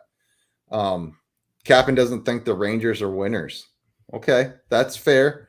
I thought them kind of shoring up the starting rotation there with Merrill Kelly gets you, some more depth in that starting rotation to prevent runs, because we know scoring runs for the Rangers comes in streaks. So if you make your pitching more consistent with a Merrill Kelly that will go 7 or 8 innings every start, I think that makes the Rangers a winner for me anyways. But yeah, I can definitely see it being like a middle of the road for sure. Yeah, and I think where the Rangers were winners, that they made some improvements in the pitching staff to have some more depth and be able to be better there. I agree that, and I said when we got to the Rangers that I really thought they were going to go add some offense, and they didn't. And that to me is a miss. I don't think it makes them a loser. I think they are a winner, but they're probably on the lower side of the list of winners, because they did get better. They probably needed to get better in other areas too. Mariners are only winners if the starting staff pulls their head out of their butts, but quality start since the All-Star break. Yeah. You're not wrong. The Mariners have the pitching. They finally have the lineup, and they got to do something with it. Yep, for sure. Like you need those pitchers to go do what they do. Yeah. Losers at the deadline, I got Red Sox, Cubs, Brewers, Tigers, Royals, Dodgers. Now, we did talk about the Tigers a little bit. They didn't necessarily have to do much, so are they necessarily losers? I think them losing out of a third baseman for the past year, I think puts them more towards the status, maybe not a full-blown loser, as that's not trying to sound mean there, but like, you know what I'm trying? I think they're middle of the road because they did add to the bullpen there. They got Paddock. So, maybe middle of the road, maybe losers a little harsh there. Yeah, I mean, I look at it as I think the Red Sox are losers. I think the Cubs are somewhere in the middle. I think the Brewers, I think, are losers because they had a chance. I think the Tigers are somewhere in the middle. They made some moves. They didn't necessarily make the move they wanted. I think the Royals are somewhere in the middle. Again, they improved, but maybe not the move they wanted. I think the Dodgers are losers. They missed by not getting Quan. It sent them kind of reeling. I think the Rays are losers. That's a good one. That team's not out of it, and they're acting like they are, which I find head scratching. This is a team that literally 2 weeks ago was like talking about where they're going to host playoff games, right? And now they're trading people away. Yeah, I'm scratching my head at what they were doing. I think the Guardians are losers. And it's not necessarily entirely their fault, but you wanted to move Class A and now you can't because he's suspended for this gambling thing, and that team is like imploding on itself. Yeah, we'll get to that. So like I think there's some teams on this loser list that probably fall somewhere in the middle where they did something, but maybe not enough. Yeah. Padgett, we talked about the Cardinals. They're middle of the road just because they got a GM switch coming. We're not really sure what direction the Cardinals want to go in. So, like, I can't really put them in a winner or loser category because I just don't know what direction they're choosing. Well, I think that middle of the road's a perfect description because that's where it seems to be. I think that description alone is the reason why they're losers. Okay. I think Mozeliak missed his chance to rebuild this team, move Arenado, move some other pieces. Helsley and Matt's fine. You had a chance to get rid of this Arenado contract. You didn't do it. Not even sure if you tried to do it. I mean, there's no rumors about him either. No. So you didn't get better. You didn't cut the dead contracts you needed to get rid of. I feel like because of that, the Cardinals in this case are losers. That's fair. And I agree with what Captain is saying. That's how I feel about the Royals and the Tigers. They made the small adjustments they needed to be a better team. Could they have done more? Sure. But I think they fall somewhere in the middle of like they did enough to be better. Did they do everything they needed to do? Maybe not. Yeah. Pirates lost by not selling more guys off. I mean, not wrong. Yeah. And this is an angle that really didn't get discussed with the Rays. Does the sale obviously hasn't happened yet. It still has to go get approved by Major League Baseball, et cetera, et cetera.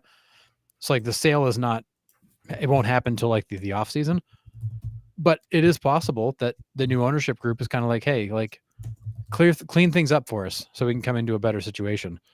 I don't know. I'm not sure what level of effect that might have had, and to what extent the new owners even talking to the existing ownership group about what they're doing. But to me, it felt weird for the Rays, who are a team that was so in it, that had a rough stretch, to unload players like they did when I didn't see them as out of it. Yeah. No, I agree fully. But it was bizarre to me. Yeah. All right. Let's move on from all the trade deadline talk and all of that stuff. So let's get to the an hour and 28 minutes later. I mean, that was a lot to digest. It felt like I literally ate a Thanksgiving meal after 6 o'clock, and I was just sitting there trying to let it all digest. I had my screen open and I was just like, what just happened? Like, I don't even know how to wrap my head around it. Like, that's the most activity I've seen in a long, long time. And it was all at once. Crazy. Yeah, I'm still not convinced that I even know all the trades that happened. Like, I'm convinced there's still trades out there that I've just completely missed. Yeah.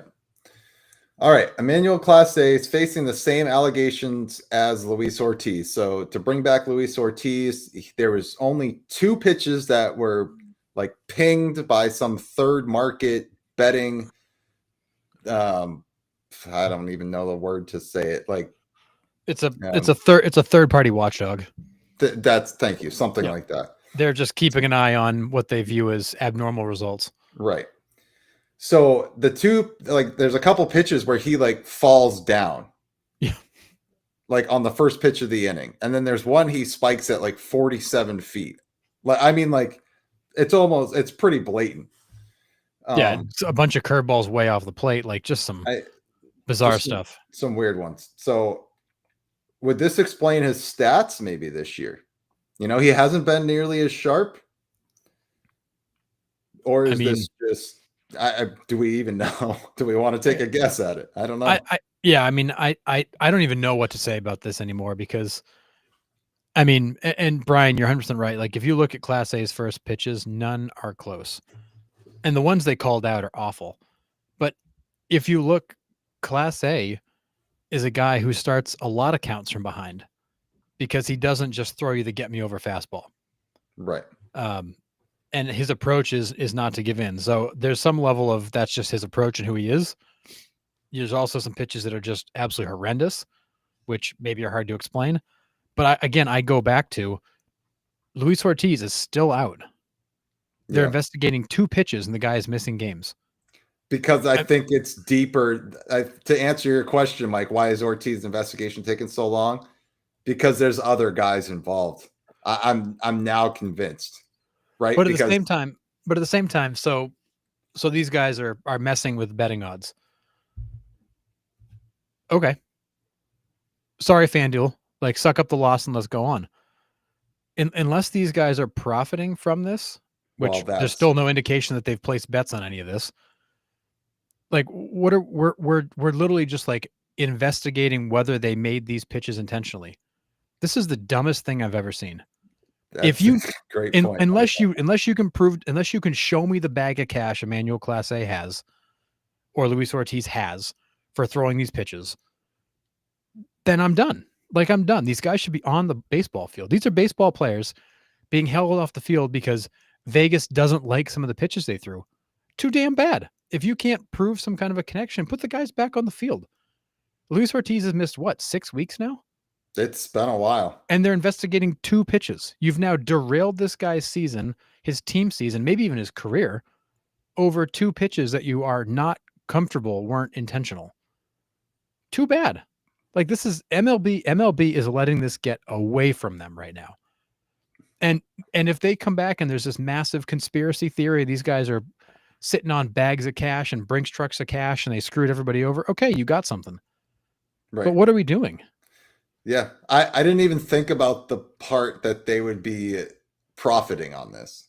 Yeah, I think that's the money. I think that's the part that's taking so long then, because they're trying to prove it somewhere in bank accounts, bank statements. They're getting audited like crazy, most likely. You know, when these guys all have, you know, $360 million in their accounts, it's going to take a while to verify all their purchases, all you know, everything, to make sure they haven't washed the money somewhere. Right. But at the same time, so now Emmanuel Clase is missing games while you investigate all this. No. You don't pull these guys off the field till you actually have something. Right. Tell me you've got receipts and evidence that this is happening and not just a conspiracy theory that he's bouncing pitches to screw up your lines. So that's the other thing in this that could be fishy about it, Brian, is the link. It's like insider trading. So if they're not necessarily profiting, but their friends are, or somebody that they know are profiting on it, that could also be another reason why it's lengthy, because I'm throwing the pitches. I'm not getting the cash, but Harrison is placing the bets for me. Right. So that could be a little fishy there too. So but it should not take 6 weeks to figure this out. Like, I agree. These guys should be coming off the field because you actually have something real to look at, not because you want to explore what there might be. Because of course MLB has a great track record of handling gamblers and cheaters. Chad crushed it right there. Oh my God. Well, and that's, you know, and we said this when this whole Luis Ortiz thing, Manfred is. There are moments that I really have a lot of appreciation for Manfred and what he's done. And there's also times I'm like, dude, this guy is absolutely not in the right place. No. He has no business running Major League Baseball. No. But I just, you cannot disrupt a season, a team season, the playoffs, the standings over a maybe or a hunch. Like, you can't take these guys off the field till you have something. Whatever happened to innocent until proven guilty?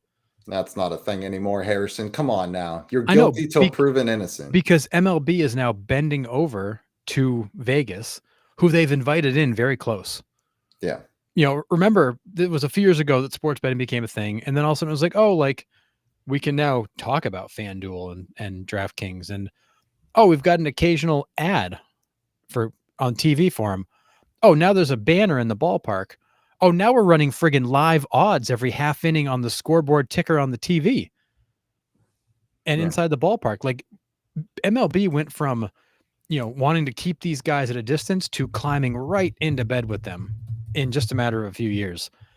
And now they are absolutely getting pushed around by Vegas, and Manfred is letting it happening. And they're ruining. I mean, not that the Guardians season was necessarily going anywhere, but we don't know now. If Luis Ortiz being out costs them 3 wins, well, damn it, they're in the wild card right now. Yeah. We don't know that it didn't screw up their season. And this is the most insane thing ever, to be pulling guys out of games while you investigate. No, you pull them out of games and you got something. This is dumb.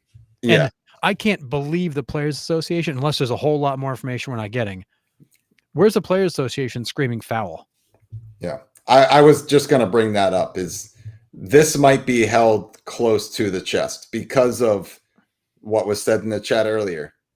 Baseball does not have a great track record when we talk about gambling or gambling issues come up, right? Some of it's pretty cut and dry. Hey, Sure. Andrew Saalfrank bet on baseball in the minors, boom, 1 year suspension. It wasn't on his team. That's why it was only a 1 year. That's an easy one. It's cut and dry. It's black and white. End of story. This one gets a little fishy because, like I said, it's somebody is indirectly placing bets and I'm giving him the cash because I'm throwing ball 1 18 feet out of the strike zone. That could still be called a strike with today's umpires, but it's don't put anything past them. We'll get to that in a minute. So and Captain, this is where baseball I think needs to go. Is just do away with prop bets. You do away with prop bets in baseball. I don't know if they have the power to do that. Just be like, hey, you can bet on who wins, you can bet on who loses, whatever, the spread, whatever. No prop bets. Not like, oh, the runner gets a single and he's got his batting gloves in his left pocket. Because then you're going to investigate the next base runner that comes on base and puts his batting gloves in his right pocket when he usually puts them in his left. Like it gets out of control. So I'm with you. Come on, shoeless Jode. Yeah. Awesome. This is such a bad look for MLB to be pulling guys out without there being anything real. Now, again, maybe there is real stuff that they're just not sharing because they don't want it to get out. Yeah. Because maybe it does go deeper. But you're going to have a really hard time explaining to, and also like, why is the Guardians ownership and front office not freaking out?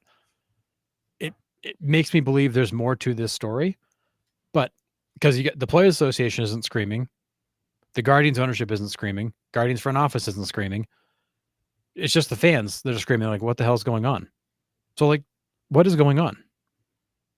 Luis Ortiz has been gone for way too long. Class A is now out with not a lot to be said about it. Like, what is going on here?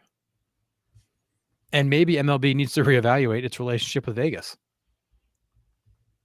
Yeah, it needs to stop. It's out of control. And then it turns the trade deadline right upside down.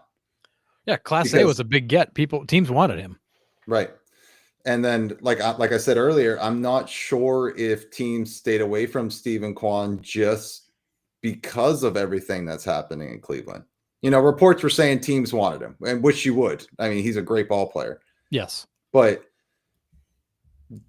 do you want to take that chance? I don't know. I don't know. Could you imagine you traded for Emmanuel Clase and 2 days later you get the phone call that he's out? Yeah. Brutal. It's like, wait, what? I wonder if they could veto that trade though. If the league could take that back, if that happens. I don't know if that's ever happened, but I have to believe there's a situation where you can take that back, or I don't know. I have no idea. Yeah, but wild. All right. Like, there's still like so little information out there about this. Yeah. And yet Luis Ortiz continues to miss games. Class A is now missing games for an investigation. We don't have anything yet. We're just going to look into it. And because of that, you've got to be sitting. It blows my mind. Crazy. Well, while we're on the topic of Rob Manfred and all of this stuff, he meets with the Phillies last week, goes right down to the clubhouse and tells the players that they want a salary cap. And as I say here, I'm not going to quote what Bryce Harper said. Everyone's seen it at this point. In a not so nice way, Bryce Harper told Manfred to get out of the clubhouse as he was discussing the salary cap. Now, you're in the clubhouse. These guys are getting ready for a game, and you're coming in and talking about this is not the correct time to do this.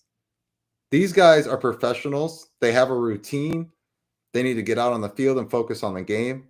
And you're coming in to talk to them about their money. Bryce Harper was completely in the right. I am on Harper's side. This was not great timing for Rob Manfred at all. Well, I think the story is not being portrayed accurately as to what actually happened. Because Manfred visits every team during the year to give his kind of state of the game address. He talks about state of the baseball, state of revenues, state of TV contracts. He visits with every team and gives them the state of baseball. So in this conversation, he was sharing the way the media landscape's changed, how they're going to be using streaming, how they're finding new ways to grow the game. And in that, obviously, the question was asked with the salary cap, and Manfred said, yeah, we have not been shy about the fact that is something we'd like to discuss during the CBA. At which point, that's when Harper basically stood up and went toe-to-toe with him and told him to get the F out. If that was what his conversation about, Manfred's like, I'm not here to talk about that. I'm here to talk about the state of the game. That's not what this is about. I answered the question. To which point, Harper couldn't let it go, and then Manfred left. So Manfred didn't go in there to talk about the salary cap. He went in there to give them an update on the landscape of baseball. The question was asked. Harper lost his mind, and totally understood. Like, the players don't want a salary cap. We know. Totally get it. Tony Clark came out and said that months ago. I mean, I think everybody realizes that this is where we're going. And this is the hill that the teams are going to die, or players are going to die on.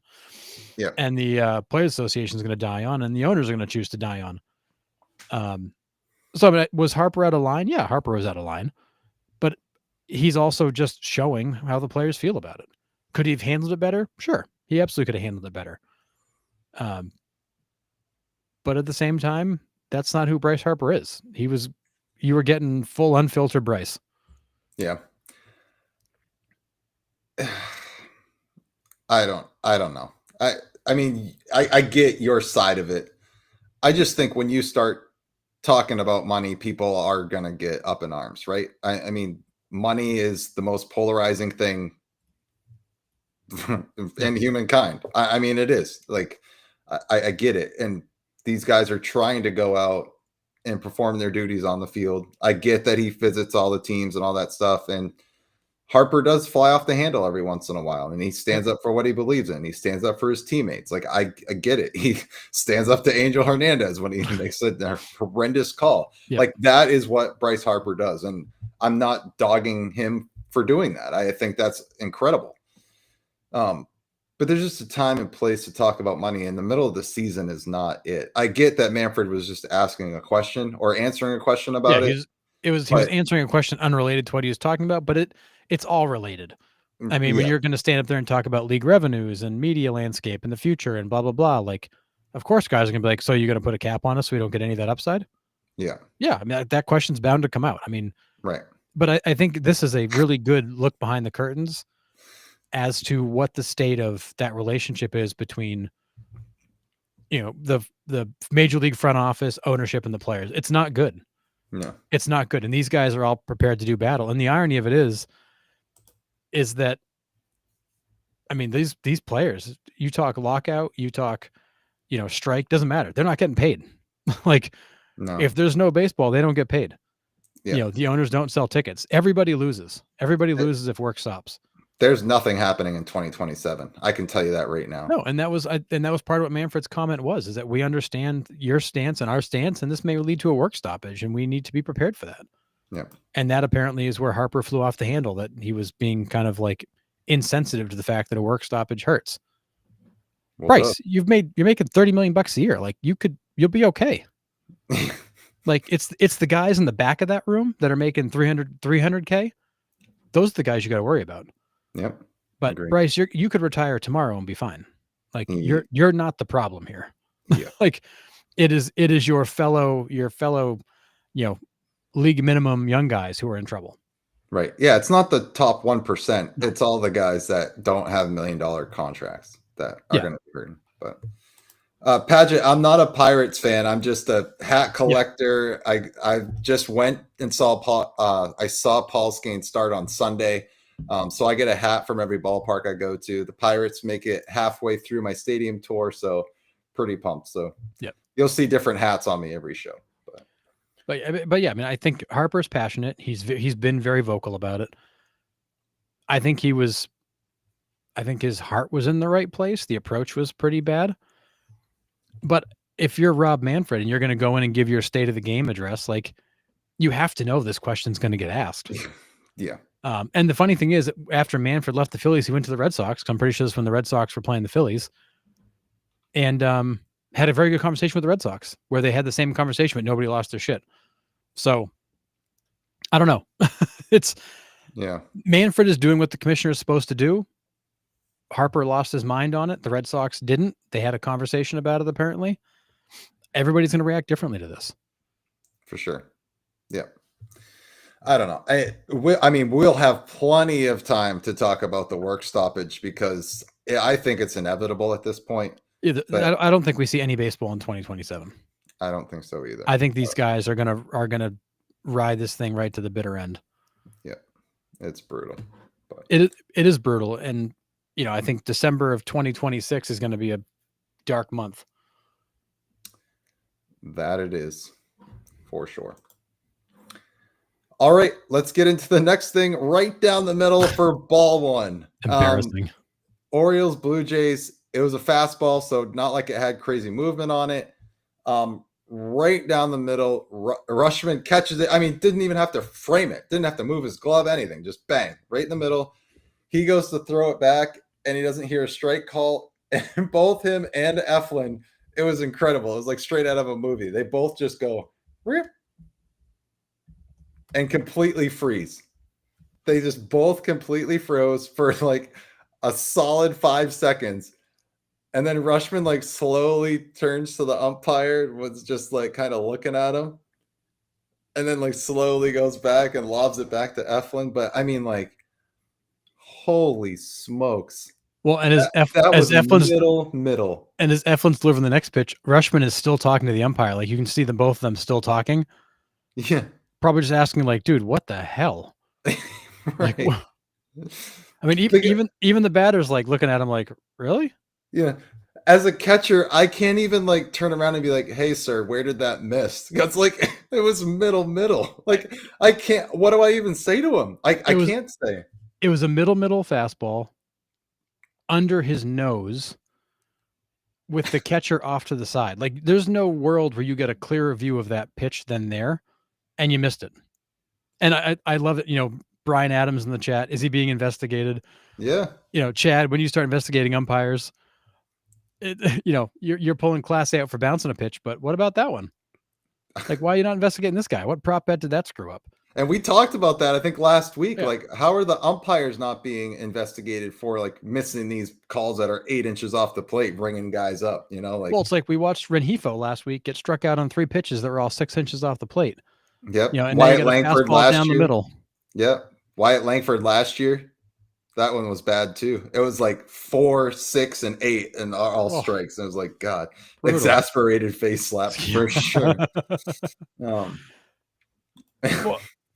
With all the money umpires make a year, I'm surprised a lot of them don't buy glasses. I think the problem is they're too blind to be saved. But man, Cap, I'm the same. I'm in the same boat. Like if I'm the batter, I'd be looking at the umpire going, "Are you sure?"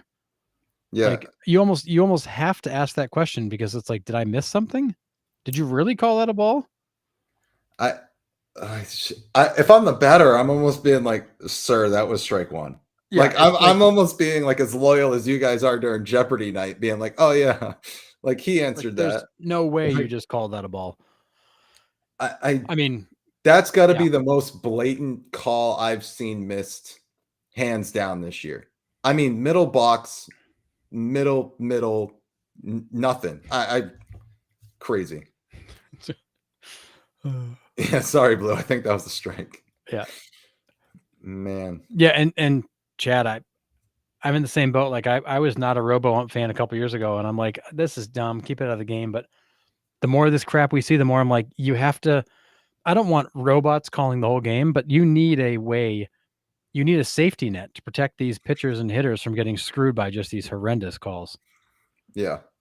I mean, and I get this, John. I really do. When a pitcher misses their spot and the catcher moves a lot, or it's not where the catcher's necessarily set up, but umpires are not supposed to even look where the catchers catch the ball. Right. Like, I know they do. Like, I'm not, not stupid. I watch the games. Like, they're adjusting where the catcher is, et cetera, et cetera. Yeah, but I mean, this was middle. Under his nose, like under his nose, no obstructed view. Crazy. Yeah, Brian, these were Oh my God. horrendous. The Levon Hernandez 97 NLCS had a boulevard of a strike zone. He did. Oh my God. Insane. I mean, there were pitches that were like bouncing out of the batter's box being called for strikes.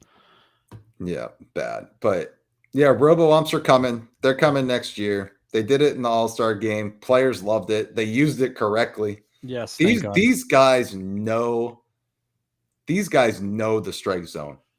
The hitters, the catchers.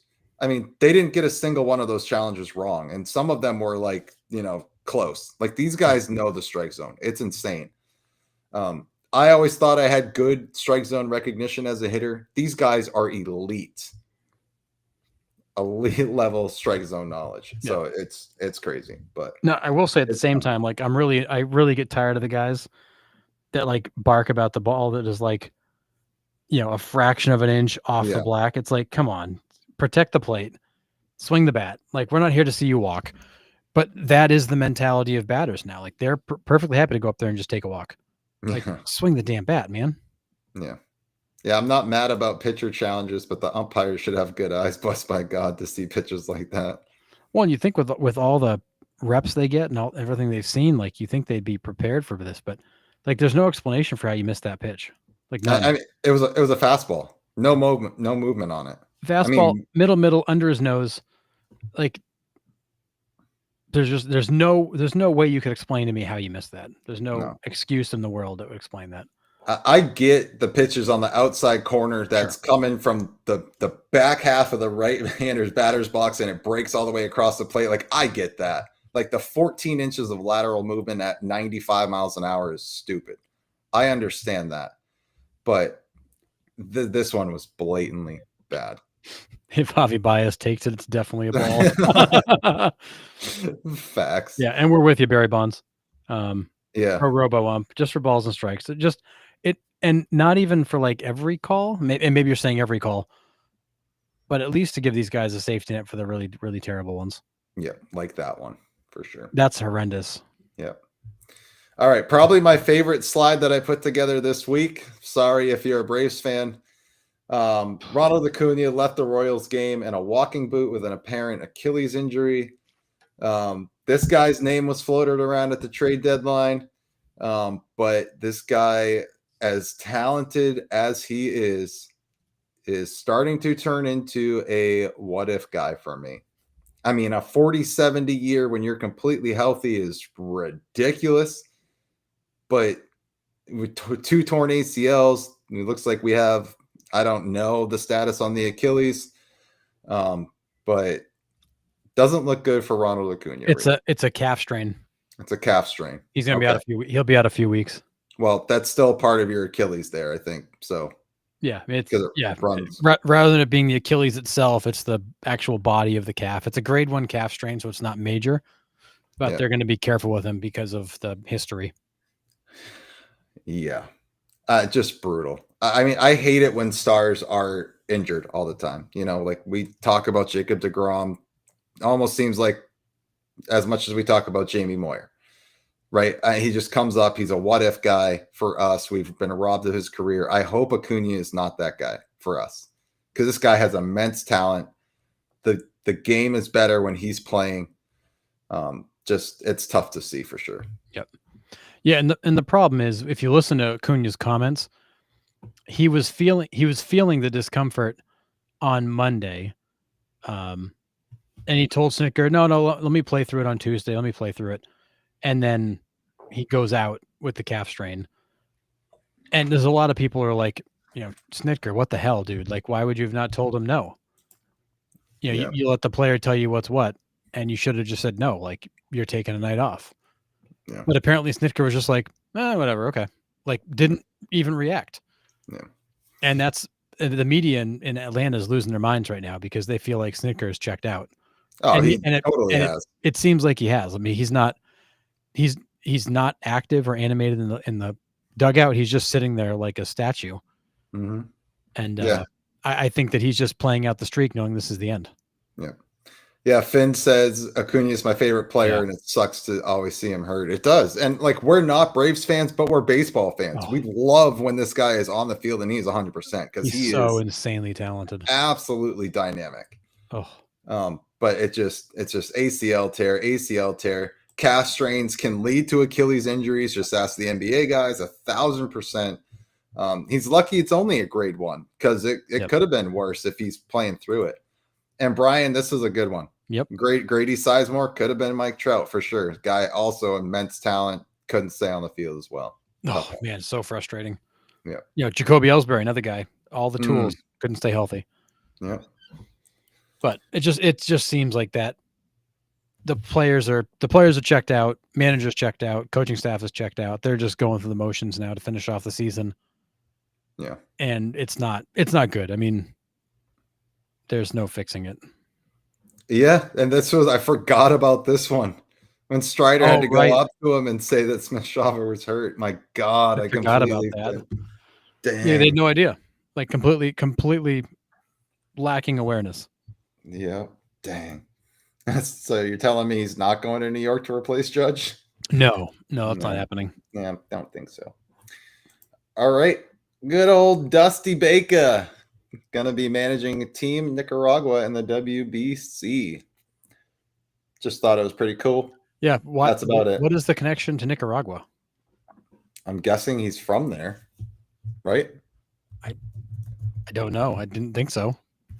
Maybe but not. Maybe.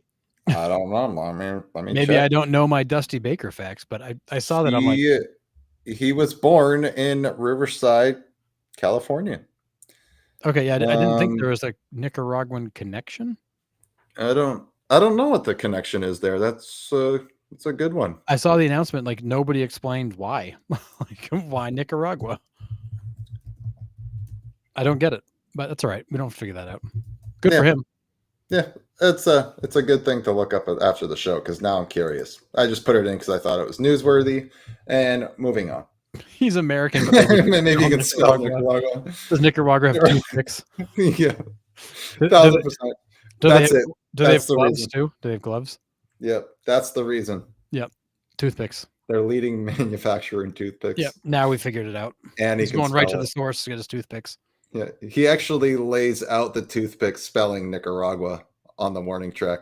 Yeah, he's going to get a fresh box of toothpicks before every game. Yeah, incredible. Yeah. That's amazing.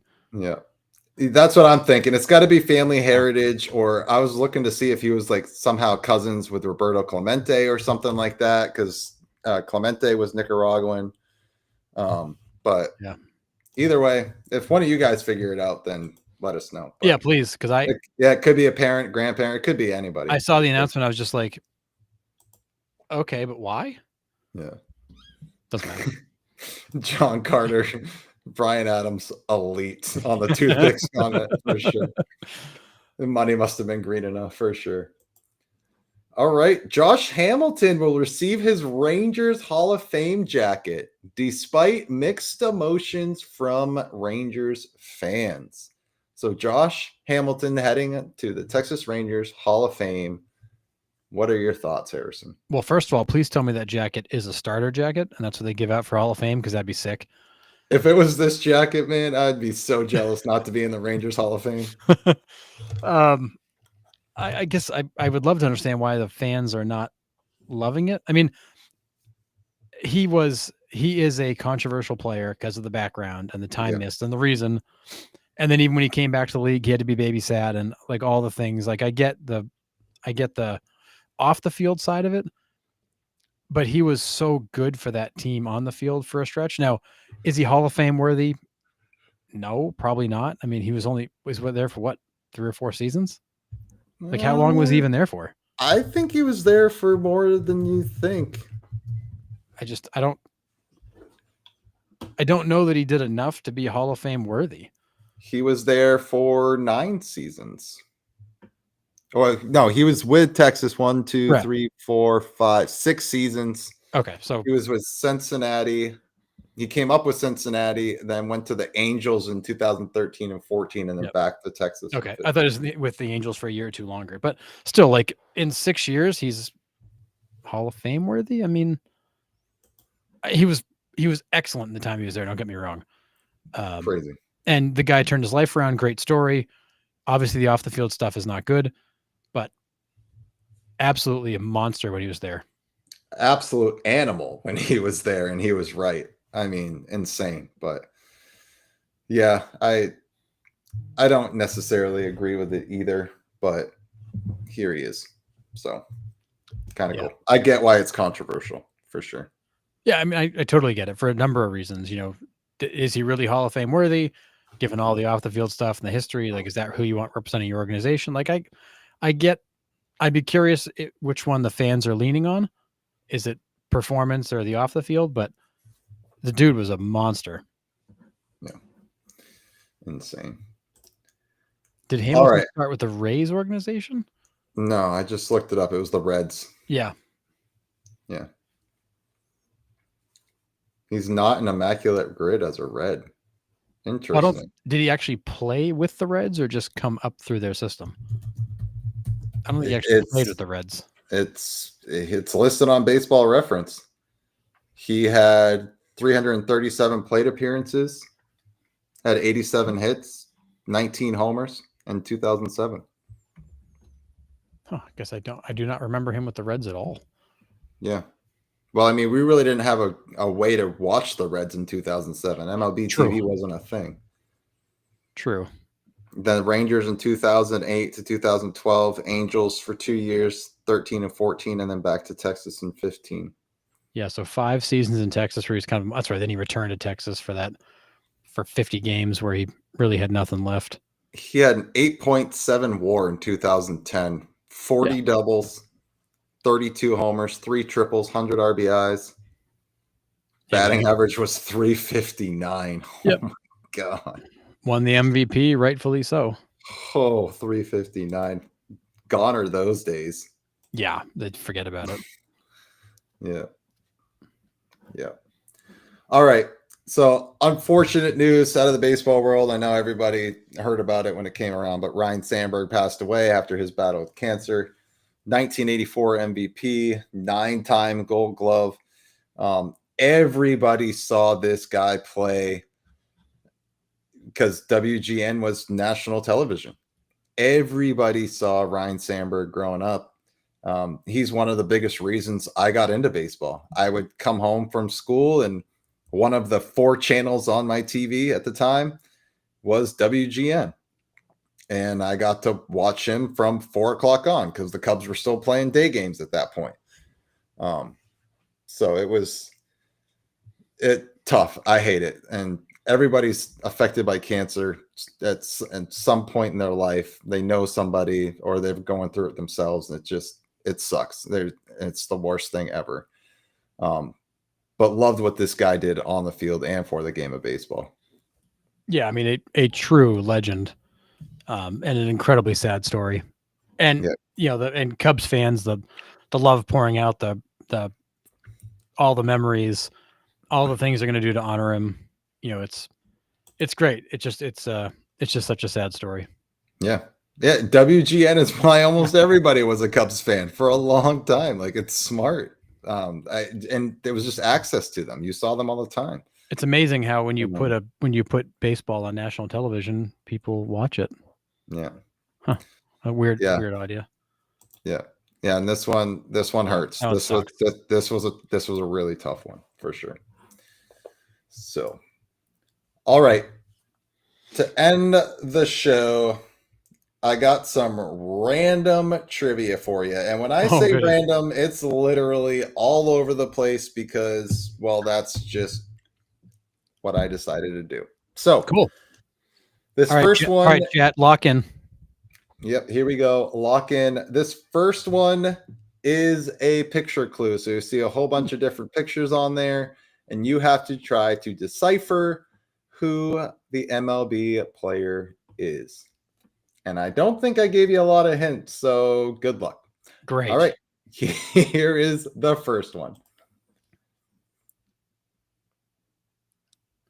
What the hell?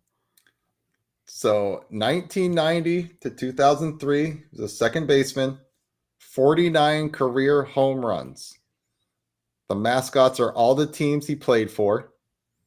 Oh, And then I'm not going to tell you about the bottom right. I'm going to see if somebody can figure that out.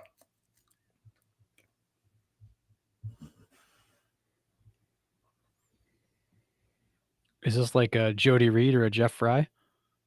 Nope. It's a good guess.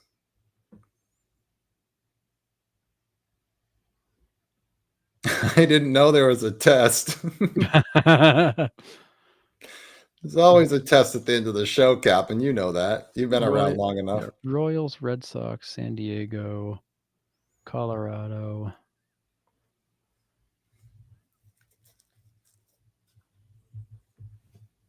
Is that the Rays? It is the Rays. It's not Matt Holliday. That's a good guess. Not Matt Holliday.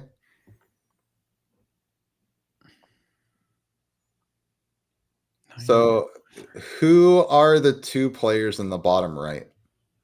So you got Terry Bradshaw. Yep. And I don't know the basketball player. I don't know basketball for Jack. Yeah. Not Tony Womack. It's a good guess. The bottom right is Amon Shumpert.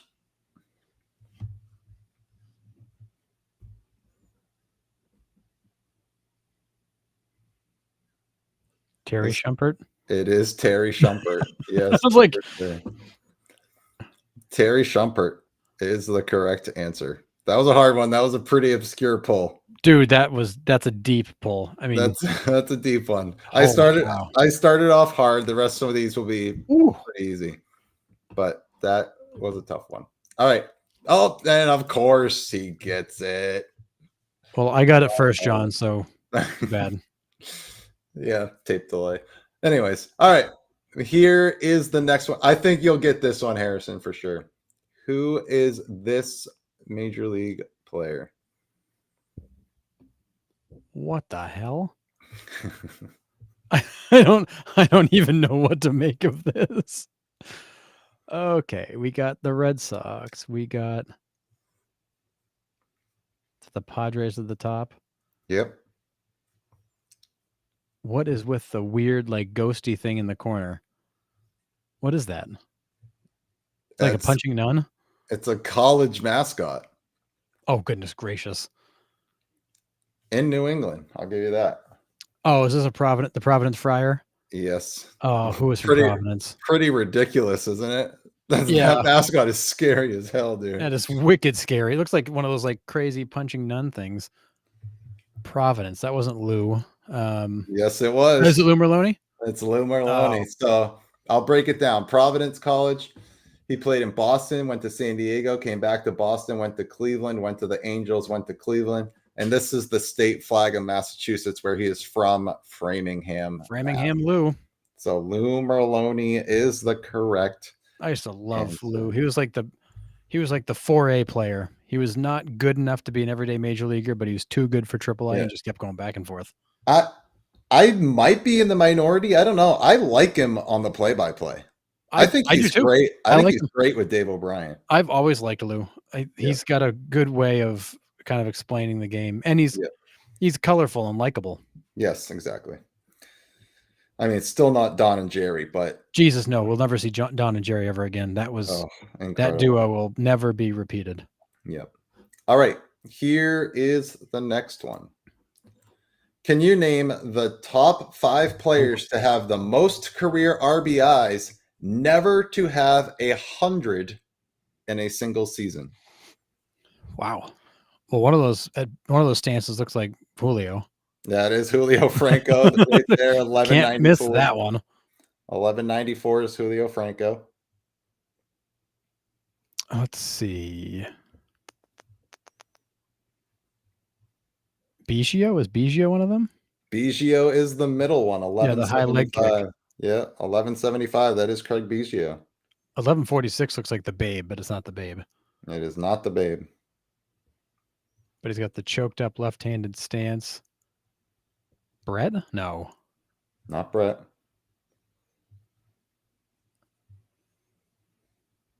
Yeah, it's not Ruth, Captain. Ruth had like 179 RBIs in 1 year, I think. I know. So Just the stance looks like him. Yeah. When you get it, you'll be like, oh yeah, that's definitely his stance for sure. Yeah.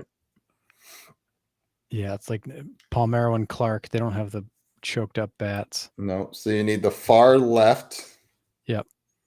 Caminiti's a great guess. That is a great guess. Caminiti. Franco is one, not Boggs. That's a good guess. Yeah, Boggs is a good one. Franco is 1174. Yeah, Franco and Biggio. Not Ty Cobb. That's a good guess too.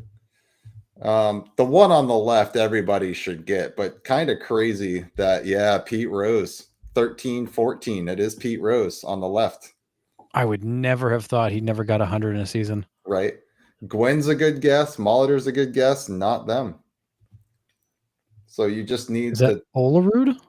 It's not Olerud. Damn. So the one next to Biggio, 1167. This hint will give it away. It's not Lou Brock. It is Mr. NL West. Oh, Finley? It is Steve Finley, 1167 Steve Finley. And I think this hint will also give it away for the far right. He had the most hits in the 1990s.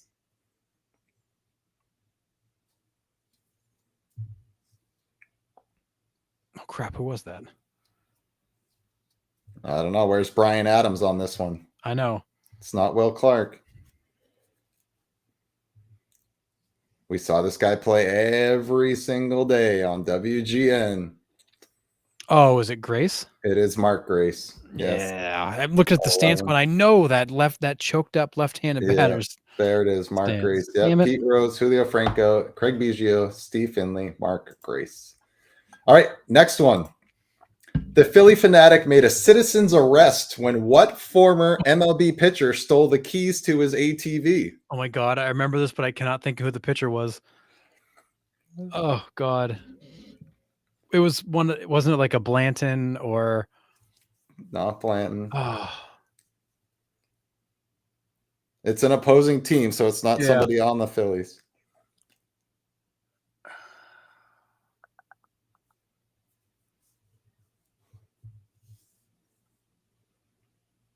Oh man.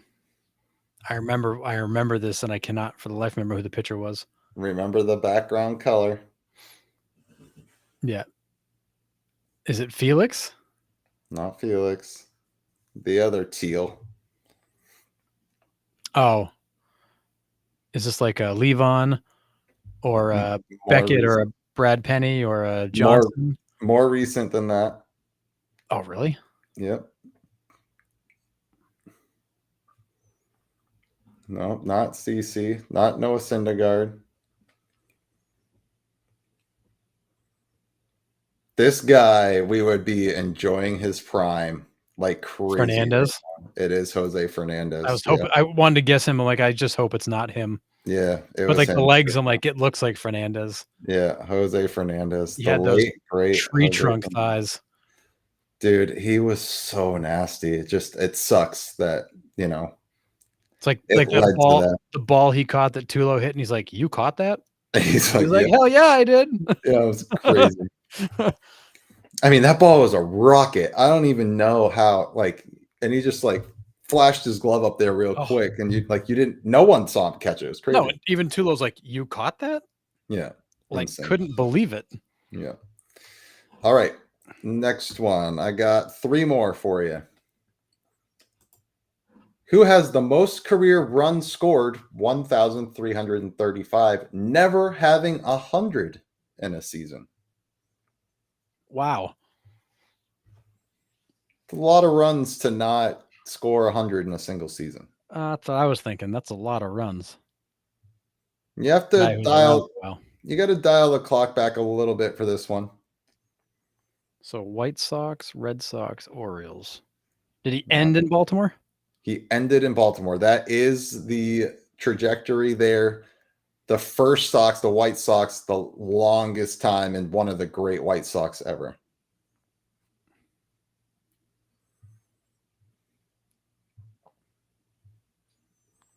See, I don't think Durham came through Boston.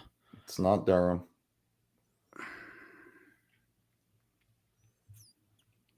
He was part of a really good double play combo. Hall of Fame.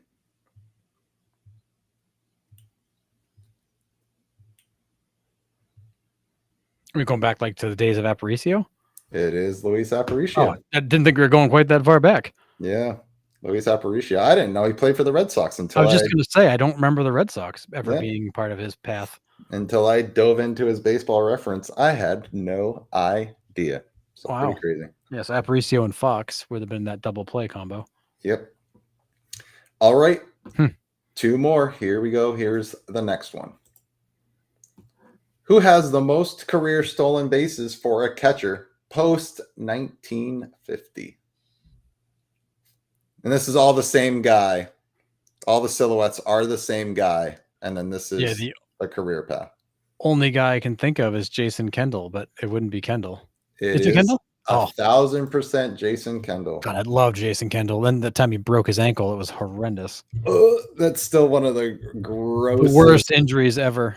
one of the grossest videos I remember seeing. Like, Awful. I remember like when ESPN played it, they're like, if you're like squeamish at all, make sure you look away Yeah. from the screen. And I'm like, yeah, okay, they're just playing a joke. And then they play it, and I'm like, oh my God, that was Then you nasty. watch his foot roll over and his ankle actually touch the ground. You're like, oh God, that was Yeah, awful. that was bad. Yep. Oh yeah, you guys got it in the chat. Good. Aparicio, and then Cap'n got Kendall, and Brian got Kendall. Nice.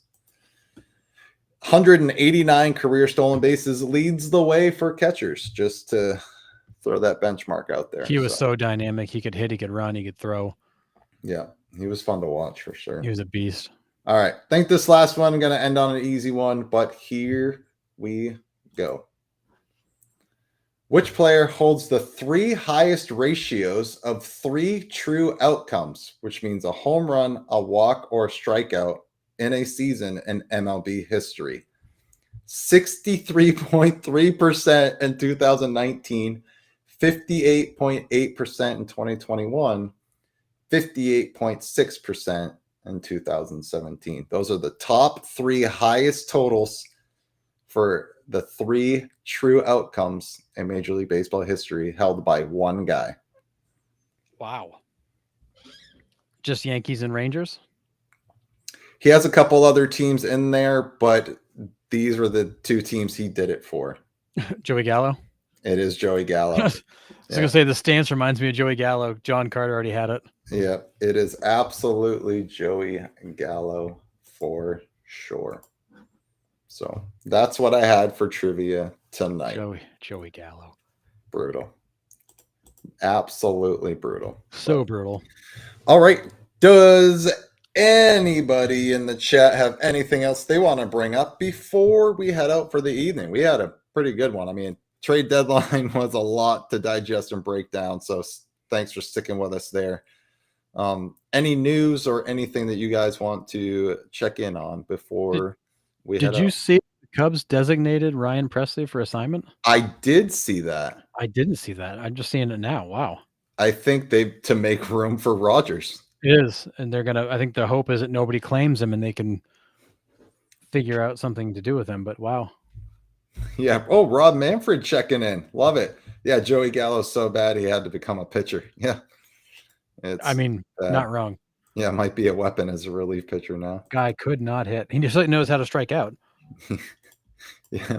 Manfred joined the chat. I know. It's awesome. Love it. See, I told you guys that the league listens to us. They do. They do. Yep. Braves and Reds combined for 16 runs in the 7th inning tonight. Jesus Christ. Wow. Oh, 8th inning. Sorry. Typo. Crazy. Man, That's wild. I know. I've been praying for this forever. I hope to God we don't lose baseball in 27, but Not looking good. it is not looking If good. Bryce Harper's reaction is any indication, these guys are ready to fight. Brutal. Captain says M's to win the West. Nice. I mean, they got some ground to make up, but they could do it. Yep. I think the AL West is going to turn into the dogfight. I mean, AL West, AL East possibly could be the best two races. I mean, maybe the race between the Cubs and Brewers, but I don't know. Would you say those are the three tightest? I mean, Phillies and Mets could be tight too. I think Phillies and Mets is going to be a dogfight to the end. I think the Astros and M's could turn into a dogfight. I think the Cubs and Brewers, I think the Brewers have a lot of things working against them, but if they can hang on, that could be a fight right to the very end. Yeah. I mean, I guess all the divisions really could be a dogfight at the top to win the division. Right? Dodgers, Padres, Cubs, Brewers, Mets, Phillies. Yeah, I mean, in theory, you've got, the Yankees and Blue Jays. That could end up being a battle. Are Tigers really the only runaway? Yeah. I think they're the only clear runaway. Still a lot of baseball to be played, though. There is, and we still got 2 months. I told Bryce I'd fight him on a Jake Paul undercard if he wins no salary cap. Love Jesus. that. That would be amazing. There's going to be some great battles down the stretch. I'm with you 1,000%, Cap, and it's going to be some exciting baseball to watch this last couple months here. So strap up. We'll be here for it. But yeah, crazy. Yeah, and exactly the point I was making. These guys like Bryce might be willing to fight, but he's got millions in the bank. A lot of these guys making the league minimum, the young guys on rookie contracts, they don't have the money to sit there for a year and do nothing. And I think the Players Association will eventually, like they're supposed to be looking out for those guys too. Like when we think of them negotiating these contracts, we always think about the highest dollar, right? And we don't think about the low men on the totem pole, if you will. And the Players Association, if they're doing their job right, is looking out for the good of all of the players. Yes. And, the 99% of your players are in that bottom tier. So, you gotta give at some point to make sure that these guys are getting paid. Yep. I agree. Yep. What do you want to talk? What about Arenado? Do you want to talk about Padgett? Probably just the fact that he's still there, not that they got traded. I mean, because we thought he was kind of going out the door there. Well, I thought the Cardinals were going to dump the contract, and they had the chance, but they didn't, and now they're stuck with him for the rest of the season. So, I mean, they could try to get him through waivers and then try to trade him after the fact, but that'd be challenging. Although, who's going to reach out? That'd be a good test if there's any interest. Anybody reach out and block him. But would you DFA? He doesn't have a ton of money on his contract. Oh yeah. Like, how many more years has he got left on that? 3, I think. 3. Because keep in mind, this is the non-waiver trade deadline. Oh, you can still put a player on waivers. If nobody claims him, then you can then go trade him. That's right. But everybody gets a waiver claim chance. So, and I think that's one of the things about the trade deadline that isn't clear is that guys can and will still get traded in August. Right. Not many, but if they clear waivers, then you can then turn around and trade them. Yeah, I completely forgot about that. That's the weird one. How many starts do you think Bieber will get for the Jays? I mean, so 3. Say he comes up right now, he's got the opportunity for probably 8, realistically, maybe 9. If he starts every start. I'm setting the over-under on 3. Yeah, I mean, I think if they can get 5 or 6, they'd be pumped. Yeah, 3. But that's what I'm setting the over/under on. Yeah, I don't know. Crazy. Yeah, Padgett, there's no trade rumors for Arenado. The trade deadline is over at 6:00 tonight. So At this point, the Cardinals haven't traded him. The only thing they could do now is put him on waivers, hope nobody claims him, and then try to trade him. But there were no trade rumors really for Arenado. The market for him was never really developed. Yeah.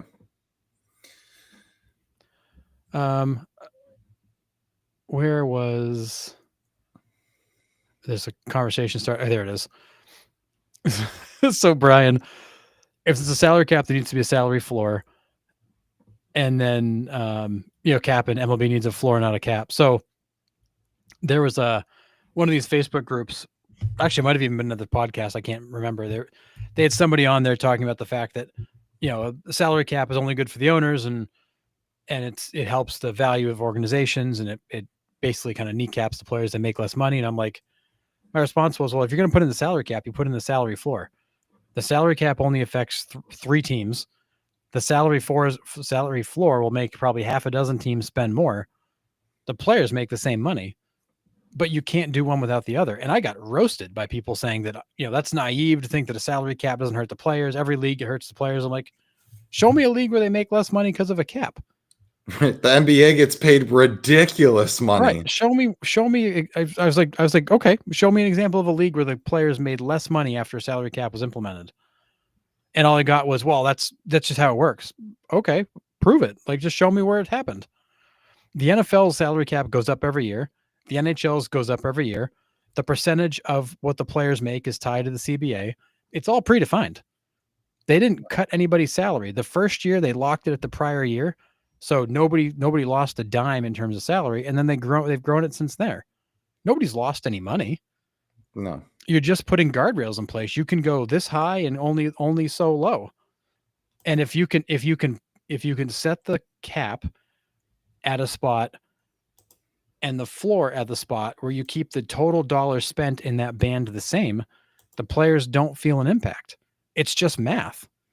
Right. But I got roasted by this group of people who are insistent that, like, I must be some kind of like sellout to the corporate companies that own baseball teams because it doesn't work that way. I'm like, well, then show me where it doesn't work that way.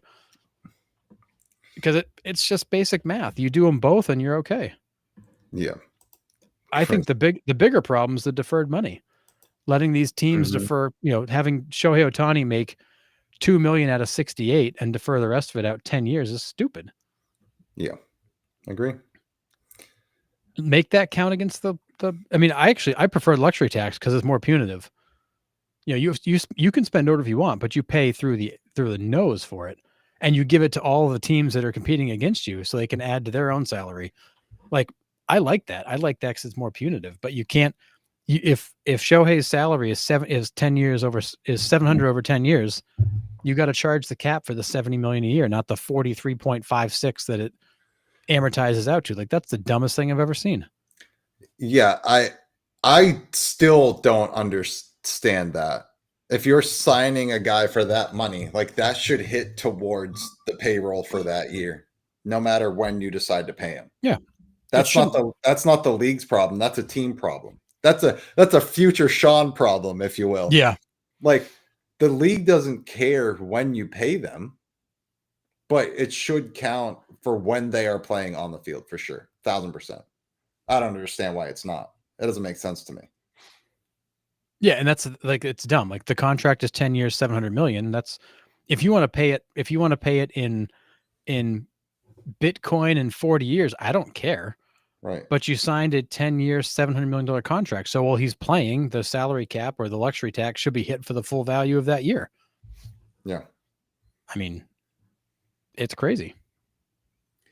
Yeah. I've never seen an NFL team that wants to sign a star not be able to because of money. Right. They get restructured. Yeah. I mean, it happens. I mean, look at, a great example of that is look at Tom Brady. That dude every year restructured his deal to trade bonuses and deferrals and void years and all that to play the salary cap game. You figure it out. Yep. These guys all made their money. I mean, Mahomes is making 40 some odd million bucks a year. Yeah. The Chiefs figured it out. The NBA has a salary cap, and these guys just are signing like $60 million deals. Yeah, it's bananas. A year. Like, it's crazy. But yeah. Yeah, it's This is crazy. a lot easier on the show in Madden. Oh Yeah. my God. Yeah. I just turned salary caps off. Yeah. But yeah, it's Well, I think Cap, and I think there's some truth to that. I think there's, you got a lot of front loading in signing bonus money that just kind of gets erased. And then you get the back loading in deferred money. Like Blake Snell's a great example. I want to say like what, a third of his contract, Nick, was up front, a third was deferred. And whose was? Blake Snell. Oh yeah. Yeah. So like I want to say Snell was like a third salary, was a third signing bonus that just kind of gets wiped out right away. And then a third was deferred, and then he was getting paid a third over the life of the contract. And his actual hit to the luxury tax was a fraction of what he's actually getting paid. Yeah, it was like $7.5 million. I think when it all broke down, it was silly. It was dumb. Yeah. So, in the NBA, you have a floor too. Yeah, isn't it parquet? It's a parquet floor. Jesus. I don't know anything about the NBA, so I'll take your word for it. But yeah, God, I can't watch the NBA. And anybody that does, God bless you, because I can't do it. No. I've never been less. People laugh at me all the time, but you can watch baseball. It's a hell of a lot more interesting. Yep, I can. For sure. The NBA is such trash. Just guys standing around watching each other bounce the ball around. And chuck up threes. Well, and Chad, I think that I don't think anybody, I don't have a problem with deferred contracts. It's the way they calculate it against luxury tax I have a problem with. You want to defer the money. If Shohei's willing to wait 10 years to get paid, great. Kick it down the road. But for the luxury tax purposes, he's earning that in the year he's playing. You want to pay it in 10 years, doesn't matter. Yeah. This is also a good point, John. Yeah. MLB, everything's guaranteed. So is the NBA. The NBA is almost all guaranteed too. Yeah. So the NFL, I think, is the only league that lacks the full guarantees. Well, I mean, such a high risk job. It would be stupid to have guarantees. Although it's hockey might also lack full guarantees. If they change their CBA, it seems like almost yearly. I know they change it like their underwear. Yeah. Yeah. Once a year. I mean, you guys down south, you do what you do, man. Well, you don't want to change the luck out of them, you know? I mean, that's true. That's true. Just you wear them till they're just threads. Yep. So, but yeah, the guaranteed contracts are a big difference. Like you don't have the flexibility, but just because it's guaranteed doesn't mean you couldn't restructure it. Facts. But you could sit a guy down and go, hey, can we move this around to make this make sense? And they can say, no, go pound sand. Okay, we tried. Yeah, right. Or they can say, yeah, you're going to bring in that player to make our team better. Sure, I'll mess around with it. Yep. NBA refs make our umps look perfect. You ain't. Oh my kidding. God, that's bad. Yeah, you want to talk about a league that is constantly on the refs? Yeah. The NBA is way worse. Well, it's every call for basketball is like so subjective. It really is. That's the hard part of it. Like it's crazy. Yeah. Tough. All right. Well, I think that will do it for us tonight. What a show this was, fellas. It was a trade deadline. Absolutely incredible. I'm spent. It's been a long afternoon for me. Trying to keep track of that and wrap my head around it so I can put it together for y'all so we could break it on down. But we will be back on Sunday night to recap some weekend series, talk some new news if anything pops up, which, something always does. So we will be back on Sunday. Again, thanks to everybody in the chat. We have some new people pop in tonight. So if you did, make sure you follow us or subscribe. We're on every Sunday. We got 2 weeks of Jeopardy left on Wednesdays, and then we're here Thursdays. But really, really appreciate everybody in the chat. I know I say it at the end of every show, but you guys don't understand how much you mean to us, and how awesome it is to have such a solid foundation of listeners that come back every single show and support us. So really, really appreciate it. And we will see you again Sunday night, 9 p.m. Yeah. Don't forget baseball at Bristol on Saturday.